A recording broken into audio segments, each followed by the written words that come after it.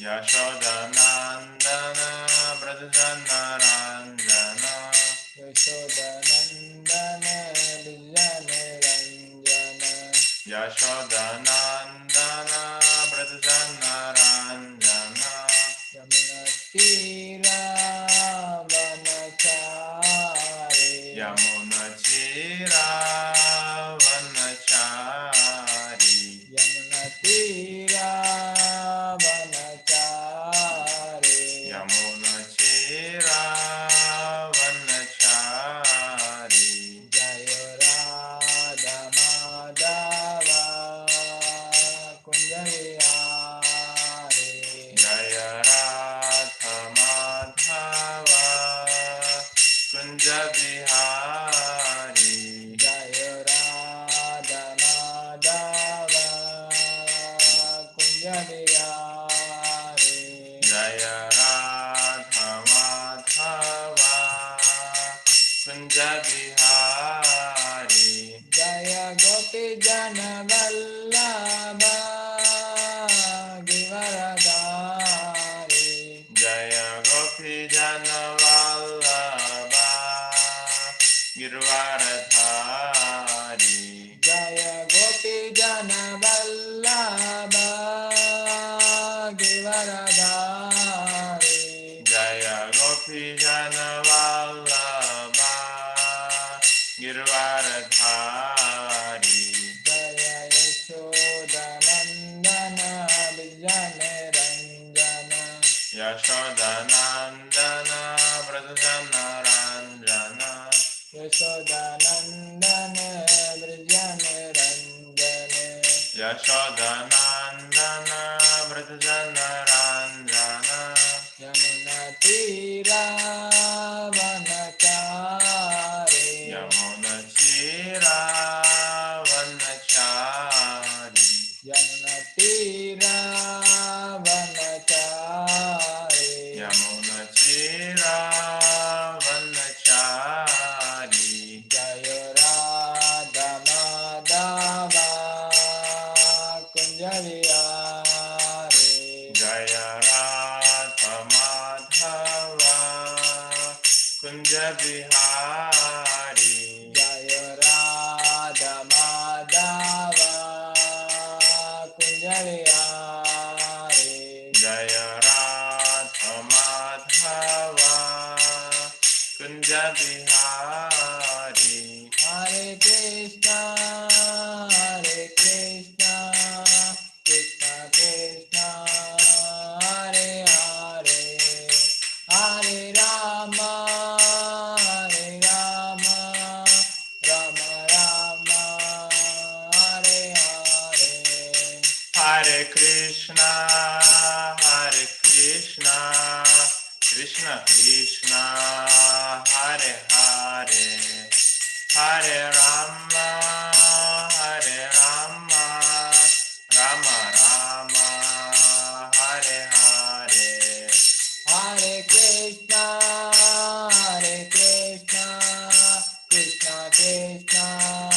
Hare Hare Hare Rama Rama Rama Hare Hare Hare Krishna Krishna Krishna Hare Hare Hare Rama Rama Rama Hare Hare Hare Krishna Krishna Krishna Hare Hare Hare Rama Rama Rama Hare Hare Hare Krishna Krishna Krishna Hare Hare Hare Rama Rama Rama Hare Hare Hare Krishna Krishna Krishna Hare Hare Hare Rama Rama Rama Hare Hare Hare Krishna Krishna Krishna Hare Hare Hare Rama, Rama Rama, Hare Hare. Hare Krishna, Krishna Krishna, Hare Hare, Hare Rama, Rama Rama, Hare Hare. Hare Krishna, Krishna Krishna, Hare Hare, Hare Rama, Rama Rama, Hare Hare. Hare Krishna, Krishna Krishna, Hare Hare, Hare Rama, Rama Rama, Hare Hare. Hare Krishna, Krishna Krishna, Hare Hare, Hare Rama, Rama Rama, Hare Hare. Hare Krishna, Krishna Krishna, Hare Hare, Hare Rama, Rama Rama, Hare Hare. Hare Krishna, Krishna Krishna, Hare Hare, Hare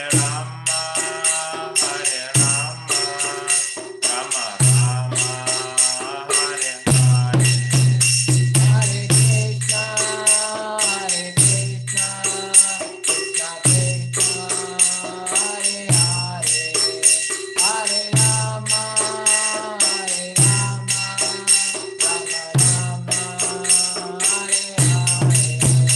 Hare Hare. Hare Krishna, Krishna Krishna, Hare Hare, Hare Rama, Rama Rama, Hare Hare.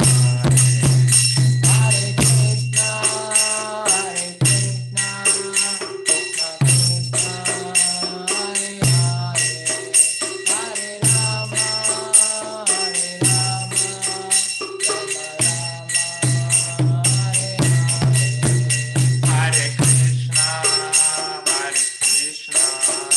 Krishna Krishna, Hare Hare, Hare Rama, Rama Rama, Hare Hare. Hare Krishna, Krishna Krishna, Hare Hare, Hare Rama, Rama Rama, Hare Hare. Hare Krishna, Krishna Krishna, Hare Hare,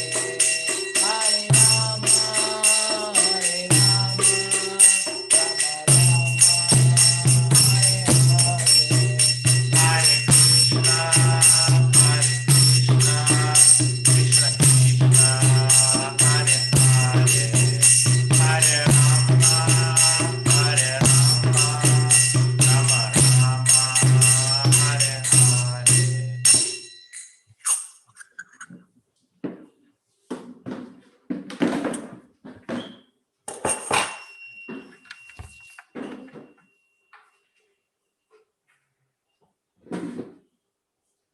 Hare Krishna, ಎಲ್ಲ ಭಕ್ತರಿಗೂ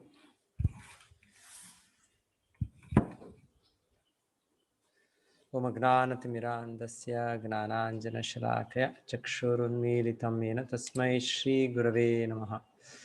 ನಮೋ ಓಂ ವಿಷ್ಣುಪಾದಾಯ ಕೃಷ್ಣಪ್ರೇಷ್ಠಾಯ ಭೂತಲೆ ಶ್ರೀಮದೇ Bhaktivedanta ಸ್ವಾಮಿನಿತಿ ನಾಮ್ನೆ.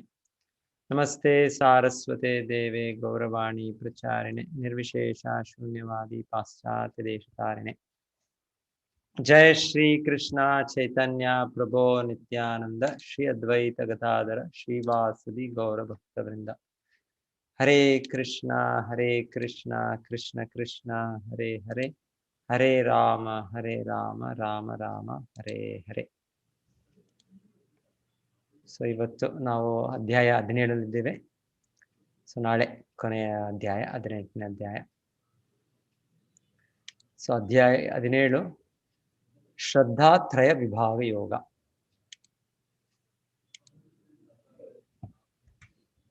So ಈ ಅಧ್ಯಾಯದಲ್ಲಿ ವಿಷಯಗಳಿವತ್ತು ಅಂದ್ರೆ ಮೊದಲಿಗೆ ಅರ್ಜುನರ ಪ್ರಶ್ನೆ,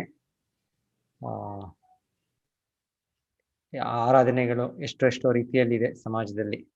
ಆದರೆ ಬಹಳ ಸಮಯದಲ್ಲಿ ಕೆಲವೊಮ್ಮೆ ಅದು ಯಾವ ಒಂದು ಶಾಸ್ತ್ರದ ಅನುಸಾರವಿಲ್ಲದೆ ಅದು ಅಭ್ಯಾಸ ಇರುತ್ತೆ ಅದು. ಸೊ ಅರ್ಜುನ ಪ್ರಶ್ನೆ, ಆ ರೀತಿಯಲ್ಲಿ ಆರಾಧಿಸುವ ಧರ್ಮ ಕಾರ್ಯಗಳು ಮಾಡುವ ವ್ಯಕ್ತಿಗಳ ಸ್ಥಿತಿ ಏನು, ಅವರ ಲಾಭವೇನು ಅಂತ.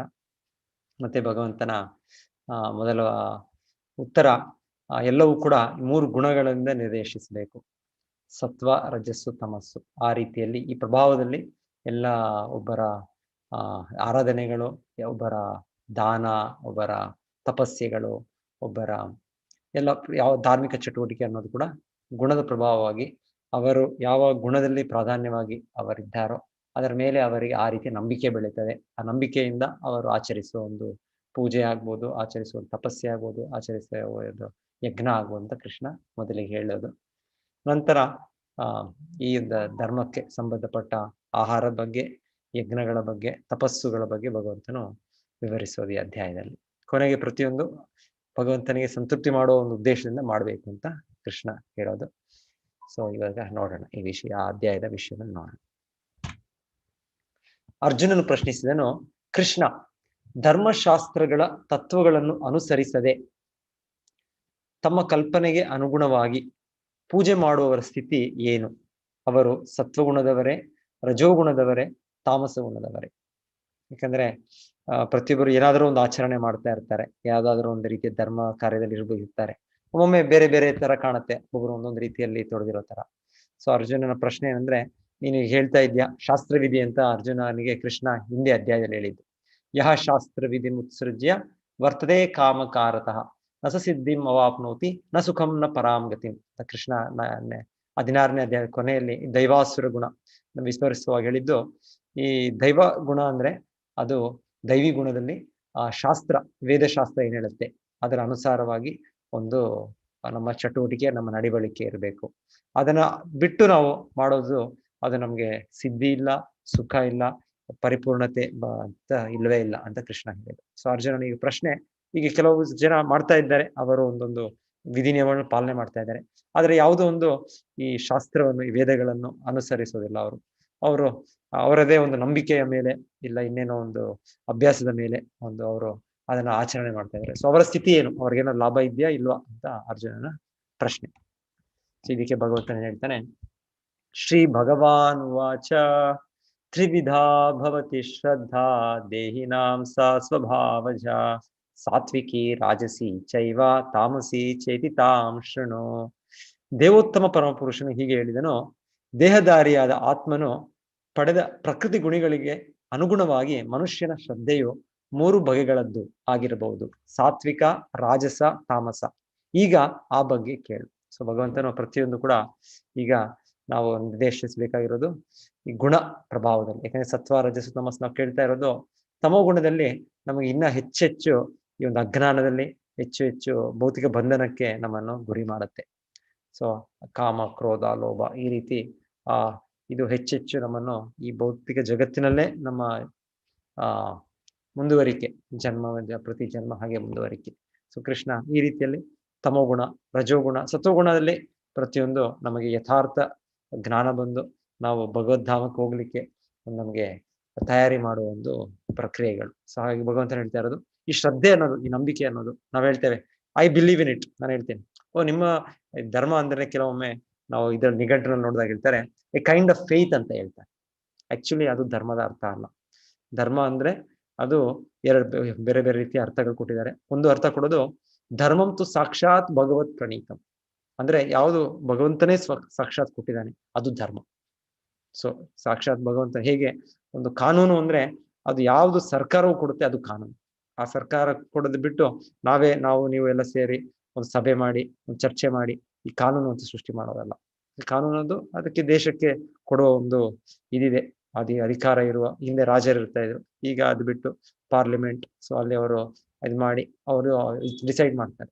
ಸೊ ಹಾಗೆ ಹೇಳ್ತಾರೆ, ಧರ್ಮ ಅನ್ನೋದು ಭಗವಂತನು, ಎಲ್ಲ ಸೃಷ್ಟಿಕರ್ತನು, ಎಲ್ಲ ದೇವಾದಿ ದೇವನು ಅವನು ಕೊಟ್ಟಿರೋ ನಿಯಮಗಳು, ಅದೇ ಧರ್ಮ. ಅದು ಒಂದು ಅರ್ಥ. ಇನ್ನೊಂದು ರೀತಿ ಅರ್ಥ ಹೇಳ್ತಾರೆ, ಯಾವುದೇ ಒಂದು ವಸ್ತುವ, ಒಂದು ವ್ಯಕ್ತಿಯ ಸಹಜ ನಿತ್ಯ ಗುಣ ಅಂತ ಹೇಳ್ತಾರೆ. ಇವಾಗ ನಮಗೆ ಪ್ರತಿಯೊಂದು ವಸ್ತು ಅಂದ್ರೆ, ಈಗ ಒಂದು ನೀರಿಗೆ ತಗೊಂಡ್ರೆ ಅದು ಒಂದು ಅದು ಹರಿಯುತ್ತೆ, ಅದು ನೀರಂದ್ರೆ ಅದು ಲಿಕ್ವಿಡ್, ಅದು ಹರಿಯುತ್ತದೆ. ಸೊ ಅದೇ ರೀತಿಯಲ್ಲಿ ಅದಕ್ಕೆ ಒಂದು ರೀತಿಯ ರುಚಿ ಇದೆ, ಅದರ ಒಂದು ಲಕ್ಷಣಗಳಿದೆ, ಆದಾಗ ಅದು ನೀರು ಅಂತ ಹೇಳ್ತೀವಿ. ಒಂದು ಐಸ್ ಅಂದ್ರೆ ಅದು ಗಟ್ಟಿ ಪದಾರ್ಥವಾಗಿ, ಅದು ಸಹಜವಾದ ಸ್ಥಿತಿ ಅಲ್ಲ, ಅದು ನೀರಾಗಿ ಹರಿಯೋದೇ ಅದರ ಸಹಜ ಸ್ಥಿತಿ. ಸೊ ಈ ರೀತಿ ಪ್ರತಿಯೊಂದು ವಸ್ತುಗೂ ಒಂದು ಧರ್ಮ, ನೀರಿನ ಧರ್ಮ ಒಂದು ಹರಿಯುವಂಥದ್ದು, ಅದರ ಒಂದು ರುಚಿ. ಇಲ್ಲಂದ್ರೆ ಸಕ್ಕರೆಯ ಧರ್ಮ ಅದರ ಸಿಹಿ ಇರೋದು, ಒಂದು ಮೆಣಸಿನಕಾಯಿ ರುಚಿ ಅದರ ಒಂದು ರುಚಿ ಇರೋದು. ಸೊ ಆ ರೀತಿಯಲ್ಲಿ ನಾವು ಬಿಳಿಯಾಗಿರುವ ಇಲ್ಲ ಏನೋ ಒಂದು ಕಹಿಯಾಗಿರೋ ಸಕ್ಕರೆ ಅದರ ಅರ್ಥ ಇಲ್ಲ. ಸಕ್ಕರೆ ಅಂದ್ರೆ ರುಚಿಯಾಗಿರ್ಬೇಕದು, ಅದು ಸಿಹಿಯಾಗಿರ್ಬೇಕು. ಸೊ ಈ ಪ್ರತಿಯೊಂದು ವಸ್ತುಕ್ಕೂ ಒಂದು ನಿರ್ದಿಷ್ಟ ಗುಣ ಇದೆ, ಆ ನಿರ್ದಿಷ್ಟ ಗುಣ ಇರೋದಕ್ಕೆ ಅದು ಅದರ ಧರ್ಮ ಅಂತ ಹೇಳ್ತಾರೆ. ನೀರಿನ ಧರ್ಮ, ಸಕ್ಕರೆಯ ಧರ್ಮ, ಹಾಲಿನ ಧರ್ಮ. ಆ ರೀತಿಯಲ್ಲಿ ನಾವು ಪ್ರತಿಯೊಬ್ಬರು ಜೀವಾತ್ಮರು, ನಮ್ಮ ಧರ್ಮ ಏನು? ಸೊ ಈ ನಮ್ಮ ಧರ್ಮ ಅಂದ್ರೆ ನಮ್ಮ ಸನಾತನ ಧರ್ಮ ಯಾವುದು, ನಮಗೆ ಶಾಶ್ವತವಾದ ನಿರ್ದಿಷ್ಟವಾದ ಗುಣ ಅಂದ್ರೆ ನಾವು ಒಬ್ಬರನ್ನೊಬ್ಬರಿಗೆ ಸೇವೆ ಮಾಡ್ತೀವಿ. ತಂದೆ ತಾಯಿಯರಾದವ್ರು ಮಕ್ಕಳ ಸೇವೆ ಮಾಡ್ತಾರೆ, ಮಕ್ಕಳಾದವ್ರು ತಂದೆ ತಾಯಿಯರ ಸೇವೆ ಮಾಡ್ತಾರೆ, ಒಬ್ಬ ಸ್ನೇಹಿತ ಇನ್ನೊಬ್ಬ ಸ್ನೇಹಿತನಿಗೆ, ಒಬ್ಬ ಶಾಪ್ ಕೀಪರ್ ಕಸ್ಟಮರಿಗೆ. ಸೊ ಇಲ್ಲ ಒಂದು ದೇಶದಲ್ಲಿ ನಾಯಕರು ಅವರು ಬಂದು ನಿಮ್ಮ ದಯವಿಟ್ಟು ನಿಮ್ಮ ಅಮೂಲ್ಯವಾದ ಓಟನ್ನು ಕೊಡಿ ಅಂತ ಕೇಳ್ತಾರೆ. ಸೊ ಪ್ರತಿಯೊಬ್ಬರು ನಿಮಗೆ ಸೇವೆ ಮಾಡ್ಬೇಕು ಅಂತ, ಈ ಸೇವೆ ಮಾಡೋದು ನಮ್ಮ ಧರ್ಮ. ಇಲ್ಲಾಂದ್ರೆ ಏನು ಇಲ್ಲ ಅಂದ್ರೆ ನಾವೊಂದು ನಾಯಿ ಬೆಕ್ಕು ಆದ್ರೂ ಇಟ್ಕೊಂಡು ಅವ್ರಿಗೆ ಸೇವೆ ಮಾಡ್ಬೇಕು. ಇಲ್ಲ ಅಂದ್ರೆ ನಮ್ಮ ಇಂದ್ರಿಯಗಳೇ ಇವೆ, ನಮ್ಮ ಕಣ್ಣು ಕಿವಿ ಮೂಗು, ಇದು ನಮಗೆ ಫೋರ್ಸ್ ಬಲಾತ್ಕಾರ ಮಾಡುತ್ತೆ ಈ ರೀತಿಯಾಗಿ ಭೌತಿಕ ಇಚ್ಛೆಗಳನ್ನು ಪೂರೈಕೆ ಮಾಡಬೇಕು ಅಂತ. ಸೊ ಈ ರೀತಿಯಲ್ಲಿ ನಾವು ಯಾವಾಗಲೂ ಸೇವಕರೇನ. ಸೊ ಪ್ರತಿ ಜೀವಿನೂ ಒಂದು ಸೇವೆ ಮಾಡೋದೇ ನಮ್ಮ ಧರ್ಮ. ಆದ್ರೆ ಮೂಲವಾಗಿ ಸನಾತನ ಧರ್ಮ ಅಂದ್ರೆ ಸನಾತನವಾದ ಭಗವಂತನ ನಾವು ಸೇವಕರು, ಕೃಷ್ಣನ ಸೇವಕರನ್ನ, ಜೀವಿಯರ ಸ್ವರೂಪ ಹಾಯ್ ನಿತ್ಯರ ಕೃಷ್ಣದಾಸ್, ಇದು ನಮ್ಮ ಮೂಲ ಧರ್ಮ ಆಯ್ತು. ಸೊ ಅದು ಇವಾಗ ಅದನ್ನು ಭಗವಂತನ ಮರ್ತಿರೋದ್ರಿಂದ, ಅವನ ನಮ್ಮ ಸಂಬಂಧವನ್ನು ಮರ್ತಿರೋದ್ರಿಂದ ನಾವು ಬೇರೆ ಬೇರೆ ರೀತಿಯಲ್ಲಿ ಈ ಧರ್ಮಗಳ ಆಚರಣೆಯಲ್ಲಿ ಇರ್ಬೋದು. ಸೊ ಅದು ಹೀಗೆ ಧರ್ಮ ಅಂದ್ರೆ. ಸೊ ಈ ನಂಬಿಕೆ ಅಂತ ಪ್ರಶ್ನೆ ಅಲ್ಲ. ಸೊ ಆದ್ರೂ ಕೃಷ್ಣ ಹೇಳ್ತಾರೆ, ಈ ನಂಬಿಕೆ ಅನ್ನೋದು ಹೇಗೆ ಬರುತ್ತೆ ಅಂದ್ರೆ ನಮ್ಮ ಹಿನ್ನೆಲೆ, ನಾವು ಯಾವ ಗುಣದ ಪ್ರಭಾವದಲ್ಲಿದ್ದೇವೆ ಅದರ ಮೇಲೆ ಬರುತ್ತೆ. ಒಬ್ಬ ವ್ಯಕ್ತಿ ಸತ್ವಗುಣದಲ್ಲಿದ್ರೆ ಅವರ ಒಂದು ರೀತಿಯ ನಂಬಿಕೆ ಇರುತ್ತೆ, ರಾಜೋಗುಣದಲ್ಲಿದ್ರೆ ಒಂದು ನಂಬಿಕೆ ಇನ್ನೊಂದು ರೀತಿಯಲ್ಲಿ ಇರುತ್ತೆ, ತಮೋ ಗುಣದಲ್ಲಿ ಇನ್ನೊಂದು ರೀತಿಯಲ್ಲಿ ಇರುತ್ತೆ. ಸೊ ಹಾಗೆ ರೀತಿಯಲ್ಲಿ ಕೃಷ್ಣ ಹೇಳ್ತಾ ಇರೋದು, ದೇಹದಾರಿಯಾದ ಆತ್ಮನು ಪಡೆದ ಗಳಿಗೆ ಅನುಗುಣವಾಗಿ ಮನುಷ್ಯನ ಶ್ರದ್ಧೆಯು ಮೂರು ಬಗೆಗಳಾಗಿರುತ್ತೆ. ಸೊ ನಾವು ಇದು ನಮ್ಮ ಏನ್ ಹೇಳ್ತೀವಿ, ನಂಬಿಕೆಗಳು, ನಮ್ಮ ಒಂದು ಬುದ್ಧಿ, ಮನಸ್ಸು, ಇದೆಲ್ಲ ಒಂದು ರೀತಿಯ ಒಂದು ಡಿಟರ್ಮಿನೇಷನ್, ಇದೆಲ್ಲ ನಮ್ಮ ಗುಣಗಳ ಪ್ರಭಾವವಾಗಿ ಇರುವಂಥದ್ದು. ಸೊ ಹೀಗೆ ಕೃಷ್ಣ ಇಷ್ಟು ಭರತವಂಶಜನಾದ ಅರ್ಜುನನೇ ವಿವಿಧ ಪ್ರಕೃತಿ ಗುಣಗಳಲ್ಲಿ ಮನುಷ್ಯನು ಬದುಕಿದ ರೀತಿಗೆ ಅನುಗುಣವಾಗಿ ಅವನು ನಿರ್ದಿಷ್ಟ ಶ್ರದ್ಧೆಯನ್ನು ಬೆಳೆಸಿಕೊಳ್ಳುತ್ತಾನೆ. ಜೀವಿಯು ಗಳಿಸಿಕೊಂಡ ಗುಣಗಳಿಗೆ ಅನುಗುಣವಾಗಿ ಅವನು ಒಂದು ನಿರ್ದಿಷ್ಟ ಶ್ರದ್ಧೆಯವನು ಎಂದು ಹೇಳುತ್ತಾರೆ. ಸೊ ನಾವು ಪಡೆದ ನಾವಿರೋ ಒಂದು ಗುಣದ ಪ್ರಭಾವದಲ್ಲಿ ಇರುವ ಶ್ರದ್ಧೆಗೆ ಸಾತ್ವಿಕ ಶ್ರದ್ಧಾ, ರಾಜಸಿಕ ಶ್ರದ್ಧಾ, ತಾಮಸಿಕ ಶ್ರದ್ಧಾ ಅಂತ ಹೇಳೋದು. ಸೊ ತಮೋ ಗುಣದಲ್ಲಿ ಒಂದು ರೀತಿಯ ಇದೆ ನಂಬಿಕೆ, ಶ್ರದ್ಧೆ ಇದೆ. ರಜಗುಣದಲ್ಲಿ ಒಂದು ರೀತಿಯ ನಂಬಿಕೆ ಇದೆ, ಸತ್ವಗುಣದಲ್ಲಿ ಒಂದು ರೀತಿಯ ನಂಬಿಕೆ ಇದೆ. ಸೊ ಕೃಷ್ಣ ಈಗ ಆರಾಧನೆ ವಿಚಾರವಾಗಿ ಹೇಳೋದು. ಈಗ ಸತ್ವಗುಣದಲ್ಲಿರೋರು ಅವರು ದೇವತೆಗಳನ್ನ ಆರಾಧಿಸ್ತಾರೆ. ದೇವತೆಗಳ ಆರಾಧನೆ ವೈದಿಕ ಗ್ರಂಥಗಳಲ್ಲಿದೆ. ವೈದಿಕ ಗ್ರಂಥಗಳಲ್ಲಿ ಈ ಇಂದ್ರ, ಸೂರ್ಯ, ಚಂದ್ರ, ಬ್ರಹ್ಮ, ಶಿವ, ಗಣಪತಿ ಇವರೆಲ್ಲ ಕಾರ್ಯನಿರ್ವಹಣದ ಅಧಿಕಾರಿಗಳು, ದೇವತೆಗಳು. ಭಗವಂತನ ಈ ಒಂದು ಇಷ್ಟು ದೊಡ್ಡ ಸೃಷ್ಟಿ, ತುಂಬಾ ದೊಡ್ಡದು, ಅತಿ ಎಷ್ಟು ನಾವು ಎಣಿಸ್ಲಿಕ್ಕಾಗಲ್ಲ, ಎಷ್ಟು ಅಂತ ಲೆಕ್ಕ ಮಾಡ್ಲಿಕ್ಕಾಗಲ್ಲ. ಸೊ ಇದಕ್ಕೆ ಕಾರ್ಯನಿರ್ವಹಣೆಗೆ ಭಗವಂತನ ನೇಮಕ ಮಾಡಿದ್ದ ಅಧಿಕಾರಿಗಳಿದ್ದಾರೆ. ಸೊ ಇವರು ಶಕ್ತಿ ಸಾಮರ್ಥ್ಯ ಇದೆ. ಸೊ ಇವರನ್ನ ಪೂಜೆ ಮಾಡೋದ್ರಿಂದ ನಮಗೆ ಭೌತಿಕವಾಗಿ ಎಷ್ಟು ಸೌಲಭ್ಯಗಳು ಪ್ರಾಪ್ತಿ ಆಗುತ್ತೆ. ಸೊ ಆ ರೀತಿಯಲ್ಲಿ ಕೃಷ್ಣನ ಈ ವೇದಗಳಲ್ಲಿ ನಿರ್ದೇಶಿಸಿದ್ದಾರೆ, ಈ ರೀತಿಯ ಪೂಜೆ ಮಾಡಬೇಕು, ಈ ದೇವತೆಗಳು ಈ ರೀತಿಯ ನಿರ್ದಿಷ್ಟ ಪೂಜಾ ವಿಧಾನಗಳಿದೆ. ಸೊ ಇದನ್ನು ಸತ್ವಗುಣದಲ್ಲಿ ಅಂತ ಹೇಳ್ತಾರೆ. ಇದು ಯಾಕಂದ್ರೆ ಇದು ಶಾಸ್ತ್ರ ಅನುಸಾರವಾಗಿದೆ, ಶಾಸ್ತ್ರದಲ್ಲಿ ಇದೆ. ಆದ್ರೂ ಇದು ಹೆಚ್ಚು ಒಂದು ಭೌತಿಕ ಇಚ್ಛೆಯಿಂದ ಇರಿದ್ರೆ ಅದು ರಾಜಸಿಕ ಒಂದು ಇದೇ ಪ್ರಭಾವವನ್ನು ಬೀರುತ್ತೆ. ಸೊ ಪರ್ಟಿಕ್ಯುಲರ್ಲಿ ರಜೋಗುಣದಲ್ಲಿ ಕೃಷ್ಣ ಹೇಳೋದು, ಯಕ್ಷ ರಾಕ್ಷಾಂಸಿ ರಾಜಸಃ, ಯಕ್ಷರು ರಾಕ್ಷಸರು ಈ ರೀತಿ. ಇದು ಯಾರಾದ್ರೂ ಭೌತಿಕ ಜಗತ್ತಿನಲ್ಲಿ ನಾವು ನೋಡೋದು, ಒಮ್ಮೆ ಯಾರಾದ್ರೂ ತುಂಬಾ ಬಲವಂತರಾದ ಒಂದು ರಾಜಕಾರಣ ಯಾರು ಇದ್ರೆ, ಜನರು ಆಲ್ಮೋಸ್ಟ್ ಅವ್ರಿಗೆ ಪೂಜೆ ಮಾಡೋ ರೀತಿಯಲ್ಲಿ ಅವರು ಸೇವೆ ಮಾಡ್ತಾರೆ. ಯಾಕಂದ್ರೆ ಅವರು ಆ ಒಂದಿರೋ ಹುದ್ದೆಯಲ್ಲಿ, ಅವರಿರೋ ಒಂದು ಅಧಿಕಾರದಲ್ಲಿ ಅವ್ರು ನಮ್ಗೆ ಏನ್ ಬೇಕಾದ್ರೂ ಕೊಡ್ಬೋದು ಅಂತ ಜನರು ಅವರಿಗೆ ನಾವ್ ಹೇಗೆ ಭಗವಂತನಿಗೆ ಅಷ್ಟು ಶರಣಾಗತಿ ಅಂತ ಮಾಡ್ತೀವಿ, ಅವರು ಅದೇ ರೀತಿಯಲ್ಲಿ ಆ ವ್ಯಕ್ತಿಗಳಿಗೆ ಆತರ ಮಾಡ್ತಾರೆ. ಸೊ ಇಲ್ಲಿ ಹೇಳ್ತಾರೆ, ಆಚಾರ್ಯರು ಒಂದು ಒಳ್ಳೆ ಉದಾಹರಣೆ ಕೊಡ್ತಾರೆ. ಅವರು 2ನೇ ಮಹಾಯುದ್ಧ ಸಮಯದಲ್ಲಿ ಅವರು ನೋಡಿದ್ದು, ಪ್ರಭುಪಾದರು ಕಲ್ಕತ್ತಾದಲ್ಲಿ ಇದ್ರು. ಎರಡನೇ ಮಹಾಯುದ್ಧ ಸಮಯದಲ್ಲಿ ಯಾರೋ ಕಲ್ಕತ್ತಾದಲ್ಲಿ ಒಬ್ಬ ವ್ಯಕ್ತಿ ಆ ಏನೋ ಚಿಕ್ಕ ವ್ಯಾಪಾರಿ, ಆದ್ರೆ ಈ ಯುದ್ಧದ ಪ್ರಭಾವವಾಗಿ ಅವ್ರಿಗೆ ಬ್ಲ್ಯಾಕ್ ಮಾರ್ಕೆಟ್ ಕಪ್ಪ ಇದನ್ನ ನಾವೇನ್ ಹೇಳ್ತೀವಿ ಬ್ಲ್ಯಾಕ್ ಮಾರ್ಕೆಟ್ ಅಂತ ಅವರೆಲ್ಲ ಕೊಡಿ ಇಟ್ಟು ಮತ್ತೆ ರೇಟು ಹೆಚ್ಚಾಗಿ ಮಾರ್ತಾರೋ. ಸೊ ಹೇಳ್ತಾರೆ ಆ ಯುದ್ಧದ ಪ್ರಭಾವವಾಗಿ ಅವರು ಒಳ್ಳೆ ಅವರು ಶ್ರೀಮಂತರಾಗ್ಬಿಡ್ತಾರೆ. ಸೊ ಶ್ರೀಮಂತರಾಗಿದ್ದಕ್ಕೆ ಅವರು ಇದು ಯಾಕೆ ಯುದ್ಧ ಆಯ್ತು ಅಂದ್ರೆ ಇದಕ್ಕೆ ಹಿಟ್ಲರ್ ಕಾರಣ.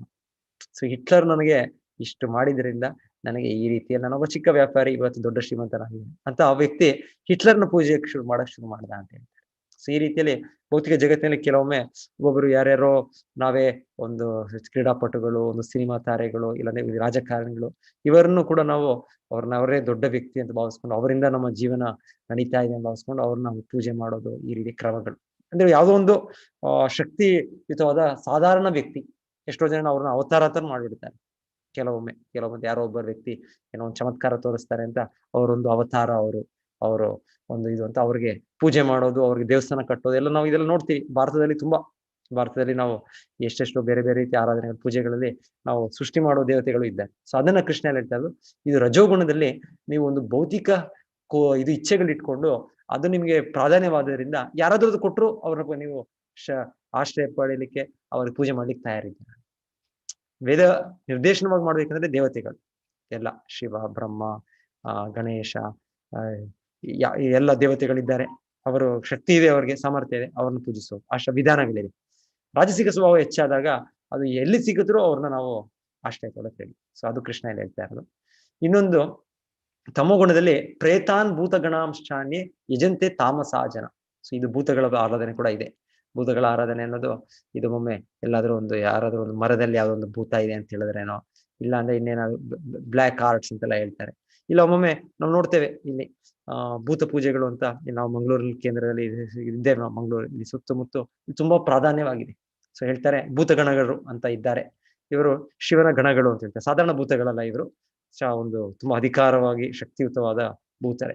ಆದ್ರೂ ಕೂಡ ಇದು ಕೃಷ್ಣ ನೇರವಾಗಿ ಹೇಳ್ತಾ ಇರೋದು, ಇದು ತಾಮಸ ಜನ. ಯಾಕಂದ್ರೆ ಅಲ್ಲಿರುವ ಒಂದು ವಿಧಿ ವಿಧಾನಗಳೇ ಅದು ಸಾತ್ವಿಕವಾದ ಆಚರಣೆ ಅಲ್ಲ. ಅದೊಂದು ರಾತ್ರಿ ಹೊತ್ತು ನಡೆಯೋ ಒಂದು ಪೂಜೆಗಳು, ಒಮ್ಮೊಮ್ಮೆ ಈ ಬಲಿ ಅರ್ಪಣೆ ಮಾಡೋ ಪೂಜೆ ವಿಧಾನಗಳು, ಇದೆಲ್ಲ ಒಂದು ತಾಮಸಿಕವಾಗಿ ಆಚರಣೆಗಳೇ. ಅದು ಸಾತ್ವಿಕ ಆಚರಣೆ ಅಂದ್ರೆ ಭಗವಂತನಿಗೆ ಒಂದು ಕ್ರಮಬದ್ಧವಾಗಿ ಶಾಸ್ತ್ರಾನುಸಾರವಾಗಿ ನಾವು ಮಾಡುವ ಒಂದು ಆಚರಣೆಗಳು. ಇದು ತಾಮಸಿಕ ಆಚರಣೆಗಳು. ಇದು ಹೇಳ್ತಾರೆ, ನಾವ್ ಯಾವ್ದು ಕೇಳ್ತೀವಿ ಅದೊಮ್ಮೆ ಅಂದ್ರೆ ಸಾಧಾರಣ ಭೂತರಲ್ಲ. ಒಂದ್ ರೀತಿಯಲ್ಲಿ ಶಿವ ಅವರು ಇವರೆಲ್ಲ ಅಧಿಕಾರ ವಹಿಸ್ಕೊಂಡಿದ್ದಾರೆ. ಸೊ ಹೇಳ್ತಾರೆ ಹೇಗೆ ಒಂದು ಸಮಯದಲ್ಲಿ ದಕ್ಷ ಅಂತ ಅವರು ದೊಡ್ಡ ಅಧಿಕಾರಿ, ಬ್ರಹ್ಮನ ಮಗನೇ ಅನ್ಕೊಳ್ತೀನಿ ಆ ಸಮಯದಲ್ಲಿ ಅವರು. ಹೌದು. ಸೊ ಅವರಿಗೆ ಸತಿ ಅವರ ಮಗಳು, ಸತಿಯ ಗಂಡ ಶಿವ. ಸೊ ಹೀಗೆ ಒಮ್ಮೆ ದಕ್ಷನು ಯಾವುದೋ ಒಂದು ಸಭೆಗೆ ಪ್ರವೇಶಗೊಂಡಾಗ ಶಿವ ಶಿವ ಯಾವಾಗಲೂ ಭಗವಂತನ ಸ್ಮರಣೆಯಲ್ಲಿ ಇರ್ತಾರೆ. ಆಮೇಲೆ ಅವರ ಒಂದು ಅಳಿಯ ಆದರೂ ಶಿವನ ಸ್ಥಾನ ತುಂಬಾ ದೊಡ್ಡದು. ಮಹಾದೇವ ಎಲ್ಲ ದೇವತೆಗಳಲ್ಲೇ ಉನ್ನತ ಅಂತ ಹೇಳೋದು, ಬೇರೆ ಬ್ರಹ್ಮ ಆದಿ ದೇವತೆಗಳಲ್ಲಿ ವಿಷ್ಣು ಬಿಟ್ರೆ ಶಿವ ಮಹಾದೇವ ಅಂತ ಹೇಳೋದು. ಸೊ ಆ ರೀತಿ ಇದ್ದಾಗ ಆ ಒಂದು ಸಭೆಯಲ್ಲಿ ಶಿವ ಯಾವಾಗಲೂ ಭಗವಂತನ ಸ್ಮರಣೆಯಲ್ಲಿ ಇರ್ತಾರೆ. ಅವರು ಆ ದಕ್ಷ ಬಂದದ್ದು ಗುರುತಿಸ್ಲಿಲ್ಲ. ಸೊ ಅವಾಗ ದಕ್ಷನಿಗೆ ಕೋಪ ಬಂದು, ಏನು ನಾನು ಇವರ ಮಾವ, ಇವನ ಅಳಿಯ, ನನಗಿಷ್ಟು ಇದು ಕೊಡ್ತಾ ಇಲ್ಲ ಅಲ್ವಾ, ಅಗೌರವ ಕೊಟ್ಟಿದ್ದು ಅಂತ ಅವ್ರನ್ನ ಇದು ಮಾಡ್ತಾರೆ ಆ ಸಭೆಯಲ್ಲೇ. ನಂತರ ಹಾಗೆ ಅದು ಮುಂದುವರ್ಸ್ಕೊಂಡು ಹೋಗುತ್ತೆ. ಒಂದು ಸಮಯದಲ್ಲಿ ದಕ್ಷ ದೊಡ್ಡ ಯಜ್ಞ ಮಾಡ್ತಾರೆ. ಆಗ ತನ್ನ ಮಗಳು ತನ್ನ ಅಳಿಯನ್ನು ಕರೆಯೋದಿಲ್ಲ. ಸೊ ಯಾರು ಶಿವ ಮತ್ತೆ ಸತಿನ ಕರೆಯೋದಿಲ್ಲ. ಸೊ ಸತಿ ಆಗ ಇದು ಏನೀಗೆ ಹೀಗೆ ಮಾಡ್ತಾ ಇದ್ದಾರೆ, ಶಿವನೇ ಪ್ರಾಧಾನ್ಯ ದೇವತೆ. ಸೊ ಆದ್ರೆ ಯಜ್ಞ ಕಾರ್ಯ ನಡೀತಾ ಇದೆ, ಆದ್ರೆ ಅವ್ರಿಗೆ ಆಹ್ವಾನ ಇಲ್ಲ, ಅವರಿಗೆ ಪೂಜೆ ಇಲ್ಲ ಅಂತ ಸತಿ ಅಲ್ಲಿ ಬರ್ತಾರೆ. ಸೊ ನೀವು ಕೇಳಿರ್ತೀರಾ ಇದು. ಕೊನೆಗೆ ಆ ಯಜ್ಞ ಕುಂಡದಲ್ಲಿ ಸತಿ ತನ್ನ ದೇಹವನ್ನು ಬಿಟ್ಬಿಡ್ತಾರೆ. ಅವ್ರು ದೇಹ ತ್ಯಾಗ ಮಾಡ್ತಾರೆ. ಇವರಿಂದ ನನಗೆ ದೇಹ ಪಡೆದದ್ದಲ್ಲ, ಬೇಡ ನನಗೆ ದೇಹ ಅಂತ. ಅಲ್ಲಿಂದನೇ ಸತಿ ಅಂತ ಕೂಡ ಇವಾಗ ನಾವು ಕೇಳೋದು ಆ ಪದ, ಸತಿ ಸಹಗಮನ ಶುಭ. ಸೊ ಎನಿವೆ, ಸೊ ಅದಾದ್ಮೇಲೆ ಶಿವನು ತನ್ನ ಈ ಭೂತ ಪ್ರೇತಗಳ ಏನು ಇದ್ದಾರೆ ಭೂತಗಣ ಅವ್ರನ್ನ ಕರೆಸ್ತಾರೆ. ಅವ್ರು ಬಂದು ದಕ್ಷನ ಕೊಂದು ಅವರು ನಂತರ ದಕ್ಷನ ಅಂತ್ಯ ಆದ್ಮೇಲೆ ಮತ್ತೆ ಬೇರೆಯವರೆಲ್ಲ ಸೇರಿ ದಕ್ಷನ ಪರವಾಗಿ ಬ್ರಹ್ಮದೇವರು ಸೇರ್ಕೊಂಡು ಶಿವನ ಹತ್ರ ಹೋಗಿ ಅವರು ಕ್ಷಮೆ ಕೇಳಿ ಮತ್ತೆ ಶಿವನು ಅವ್ರಿಗೆ ಒಂದು ಏನದು ಮೇಕೆಯ ಒಂದು ತಲೆಯನ್ನು ಕೊಡೋದು, ಅದೆಲ್ಲ ಕತೆ ಕೇಳಿದ್ವಿ. ಸೊ ಅಲ್ಲಿ ಕೇಳ್ತೇವೆ ನಾನು, ಅಲ್ಲಿ ಇವ್ರನ್ನ ಕೊಲ್ಲುವಾಗ ದಕ್ಷನನ್ನ ಈ ಭೂತಗಣಗಳು ಬರ್ತಾರೆ, ಶಿವ ಕಳ್ಸೋದು. ಮೊದಲಿಗೆ ಕಳ್ಸಿರ್ತಾರೆ ಯಾರು ಇವ್ರ ರಕ್ಷಣೆಗೆ, ಸತಿಯ ರಕ್ಷಣೆಗೆ. ಆದ್ರೆ ಈ ಒಂದು ಅಕಸ್ಮಾತ್ ಆಗಿ ಚಟುವಟಿಕೆ ಆದ್ಮೇಲೆ ಶಿವ ಮತ್ತೆ ಅವ್ರಿಗೆ ಕಳಿಸಿ ಅವರೆಲ್ಲ ನಾಶ ಮಾಡಿ ಬರೋದು. ಸೊ ಈ ರೀತಿ ಭೂತಗಳು ಅಂತೆಲ್ಲ ಇದ್ದಾರೆ.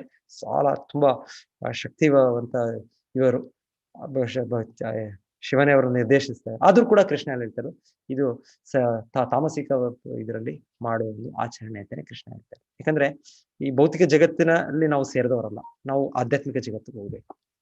ಸೊ ಈ ಆಧ್ಯಾತ್ಮಿಕ ಜಗತ್ತು ನಿತ್ಯವಾದ ಜಗತ್ತು. ಇಲ್ಲಿ ಜೀವಾತ್ಮರು ಇಲ್ಲಿ ನಮ್ಮ ಒಂದು ಕರ್ಮಾನುಸಾರವಾಗಿ ನಮ್ಮ ಗುಣಗಳ ಪ್ರಭಾವದಲ್ಲಿ ಒಬ್ಬೊಬ್ಬರು ಭೂತಗಳಾಗಿ, ಒಬ್ಬೊಬ್ಬರು ದೇವತೆಗಳಾಗಿ, ಒಬ್ಬೊಬ್ಬರು ಮನುಷ್ಯರಾಗಿ ಇದ್ದೇವೆ. ಸೊ ಕೃಷ್ಣನ ಇಲ್ಲಿ ನಾವು ನಮ್ಮ ಅಂತಿಮ ಪರಿಹಾರ ಆಗ್ಬೇಕು ಅಂದ್ರೆ ನಾವು ಈ ಸತ್ವ ರಜಸ್ ತಮಸ್ ಇದು ನಿರ್ಣಯವಾಗಿ ಇದನ್ನ ಅರ್ಥ ಮಾಡ್ಕೊಳ್ಬೇಕು. ಕೊನೆಗೆ ಇದನ್ನು ಮೀರಿ ಭಗವದ್ಧಾಮಕ್ಕೆ ಹೋಗ್ಬೇಕು ನಾವು. ಸೊ ಭಾಗವತ ಏನ್ ಹೇಳುತ್ತೆ ನೇರವಾಗಿ, ಅಕಾಮ ಸರ್ವ ಕಾಮವ ಮೋಕ್ಷ ಕಾಮ ಉದಾರದಿ ತೀವ್ರೇಣ ಭಕ್ತಿ ಯೋಗೇನ ಯಜೇತಾ ಪುರುಷಂ ಪರಂ. ಸೊ ಅಲ್ಲಿ ಯಾರು ಹೇಳೋದು, ನೀವು ಏನೇ ಸ್ಥಿತಿ ಇದ್ರೂ ಕೂಡ ನೀವು ನೇರವಾಗಿ ಕೃಷ್ಣ ವಿಷ್ಣುವನ್ನು ಆಶ್ರಯಿಸಿ. ನಿಮಗೆ ಭೌತಿಕ ಇಚ್ಛೆಗಳಿದೆಯೋ ಇಲ್ಲವೋ, ಮುಕ್ತಿನೋ ಏನ್ ಬೇಕೋ ಏನಾದ್ರೂ ಭಗವಂತನ ನೇರ ಆಶ್ರಯ ಪಡೆದು ಅಲ್ಲಿಗೆ ಹೋಗಿ ಅಂತ ಅದು ಅಂತಿಮ ಒಂದು ಸಲಹೆ. ಇಲ್ಲ ಅಂದ್ರೆ ಈ ತರ ಇದೆ ವೇದಗಳಲ್ಲಿ. ವೇದವ್ಯಾಸರು ಆ ರಚನೆ ಮಾಡಿದಾಗ 18 ಪುರಾಣಗಳಲ್ಲಿ 6 ಸಾತ್ವಿಕ, 6 ರಾಜಸಿಕ, 6 ತಾಮಸಿಕ ಅಂತ ಹೇಳ್ತಾರೆ. ಸೊ ಈ ತಾಮಸಿಕ ಪುರಾಣಗಳಲ್ಲಿ ಈ ರೀತಿಯ ಒಂದು ಬಲಿ, ಈ ರೀತಿಯ ಒಂದು ಆರಾಧನೆಗಳು ಇದೆ. ಈ ಈ ತಾಮಸಿಕ ಇದರಲ್ಲಿ ಇನ್ನೊಂದು ರೀತಿಯಲ್ಲಿದೆ, ಸಾತ್ವಿಕದಲ್ಲಿ ಇನ್ನೊಂದು ರೀತಿಯಲ್ಲಿದೆ. ಅಂತಿಮವಾಗಿ ವೇದಗಳು ಹೇಳೋದಾಗ್ಬೋದು, ನಮಗೆ ಶಾಸ್ತ್ರ ನಿರ್ದೇಶನ ಅಂದ್ರೆ ಕೃಷ್ಣನ ಆಶ್ರಯ ಪಡೀಲಿಕ್ಕೆ, ಆ ಒಂದು ಸ್ಥಿತಿಗೆ ಬರ್ಲಿಕ್ಕೆ ಇದೆಲ್ಲ ಸಹಾಯ ಮಾಡೋ ರೀತಿಯಲ್ಲಿ ನಾವು ಇರೋ ಕೆಳಗೆ ಹಂತದಲ್ಲಿ ಇದು ಅಭ್ಯಾಸಗಳು ಕೊಟ್ಟಿದ್ದಾರೆ. ಆದ್ರೆ ಅಂತಿಮವಾಗಿ ಕೃಷ್ಣ ಹೇಳೋದು ಗೀತೆಯಲ್ಲಿ, ನನ್ನನ್ನೇ ನೀವು ಆರಾಧಿಸಿ. ಮನ್ಮನ ಭವ ಮದ್ಭಕ್ತೋ ಮಧ್ಯಾಜಿ ಮಾಂ ನಮಸ್ಕರು ಮಾಮೇ ವೈಶ್ಯ ಸತ್ಯಂತೆ ಪ್ರತಿಜಾನೆ ಪ್ರಿಯೋಸಿನಿ ಅಂತ ಕೃಷ್ಣ ಮತ್ತೆ ಮತ್ತೆ ಮತ್ತೆ ನಮ್ಗೆ ಇದೇನು ತಿಳಿಸೋದು.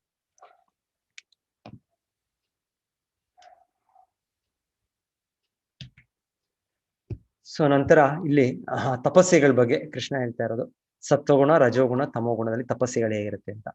ಸೊ ಸತ್ವಗುಣದಲ್ಲಿ ತಪಸ್ಸೆ ಅಂದ್ರೆ ಅದು ಯಾವುದೊಂದು ಭೌತಿಕ ಫಲಾಪೇಕ್ಷೆ ಇಲ್ಲದೆ ಅದೊಂದು ಕರ್ತವ್ಯ ಅನ್ಕೊಂಡು ನಾವು ಆಚರಿಸುವ ತಪಸ್ಸೆಗಳು, ಭಗವಂತನ ತೃಪ್ತಿ ಆಗ್ಲಿಕ್ಕೆ ಉದ್ದೇಶ ಇಟ್ಕೊಂಡು.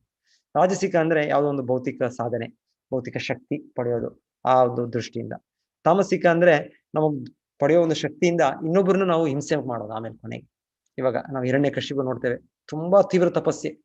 ಎಷ್ಟು ಅವರ ಸಮಯದಲ್ಲಿ ಅವರ ಲೆಕ್ಕ ನಮ್ಮ ರೀತಿಯ ಭೂಲೋಕದ ಇದು ಅಂತಲ್ಲ, ಅವ್ರು ಹಿರಣ್ಯಕಶಿಪು ಮಾಡಿದ್ದು ಆ ಲೆಕ್ಕಾಚಾರ ದೇವತೆಗಳ ಸಮಯದ ಲೆಕ್ಕಾಚಾರದಲ್ಲಿ ಏನೋ ತುಂಬಾ ದೊಡ್ಡ ಸಮಯ, ಲಕ್ಷ ವರ್ಷಗಳು ಏನೋ ತಪಸ್ಸೆ ಮಾಡಿದ್ದು.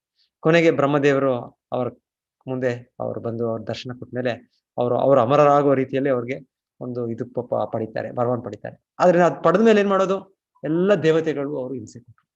ಯಾರು ಕೊಟ್ಟದ್ದು ಅಂತಿಲ್ಲ, ಹಿರಣ್ಯಕಶಿಪು ಪಡೆದದ್ದು ಅಷ್ಟು ತೀವ್ರ ತಪಸ್ಸೆಯಿಂದ ಅಷ್ಟೊಂದು ಶಕ್ತಿ. ಆದ್ರೆ ಶಕ್ತಿ ಪಡೆದ ಮೇಲೆ ಅವ್ರು ಇನ್ನೊಬ್ರಿಗೆ ಹಿಂಸೆ ಕೊಟ್ಟರು.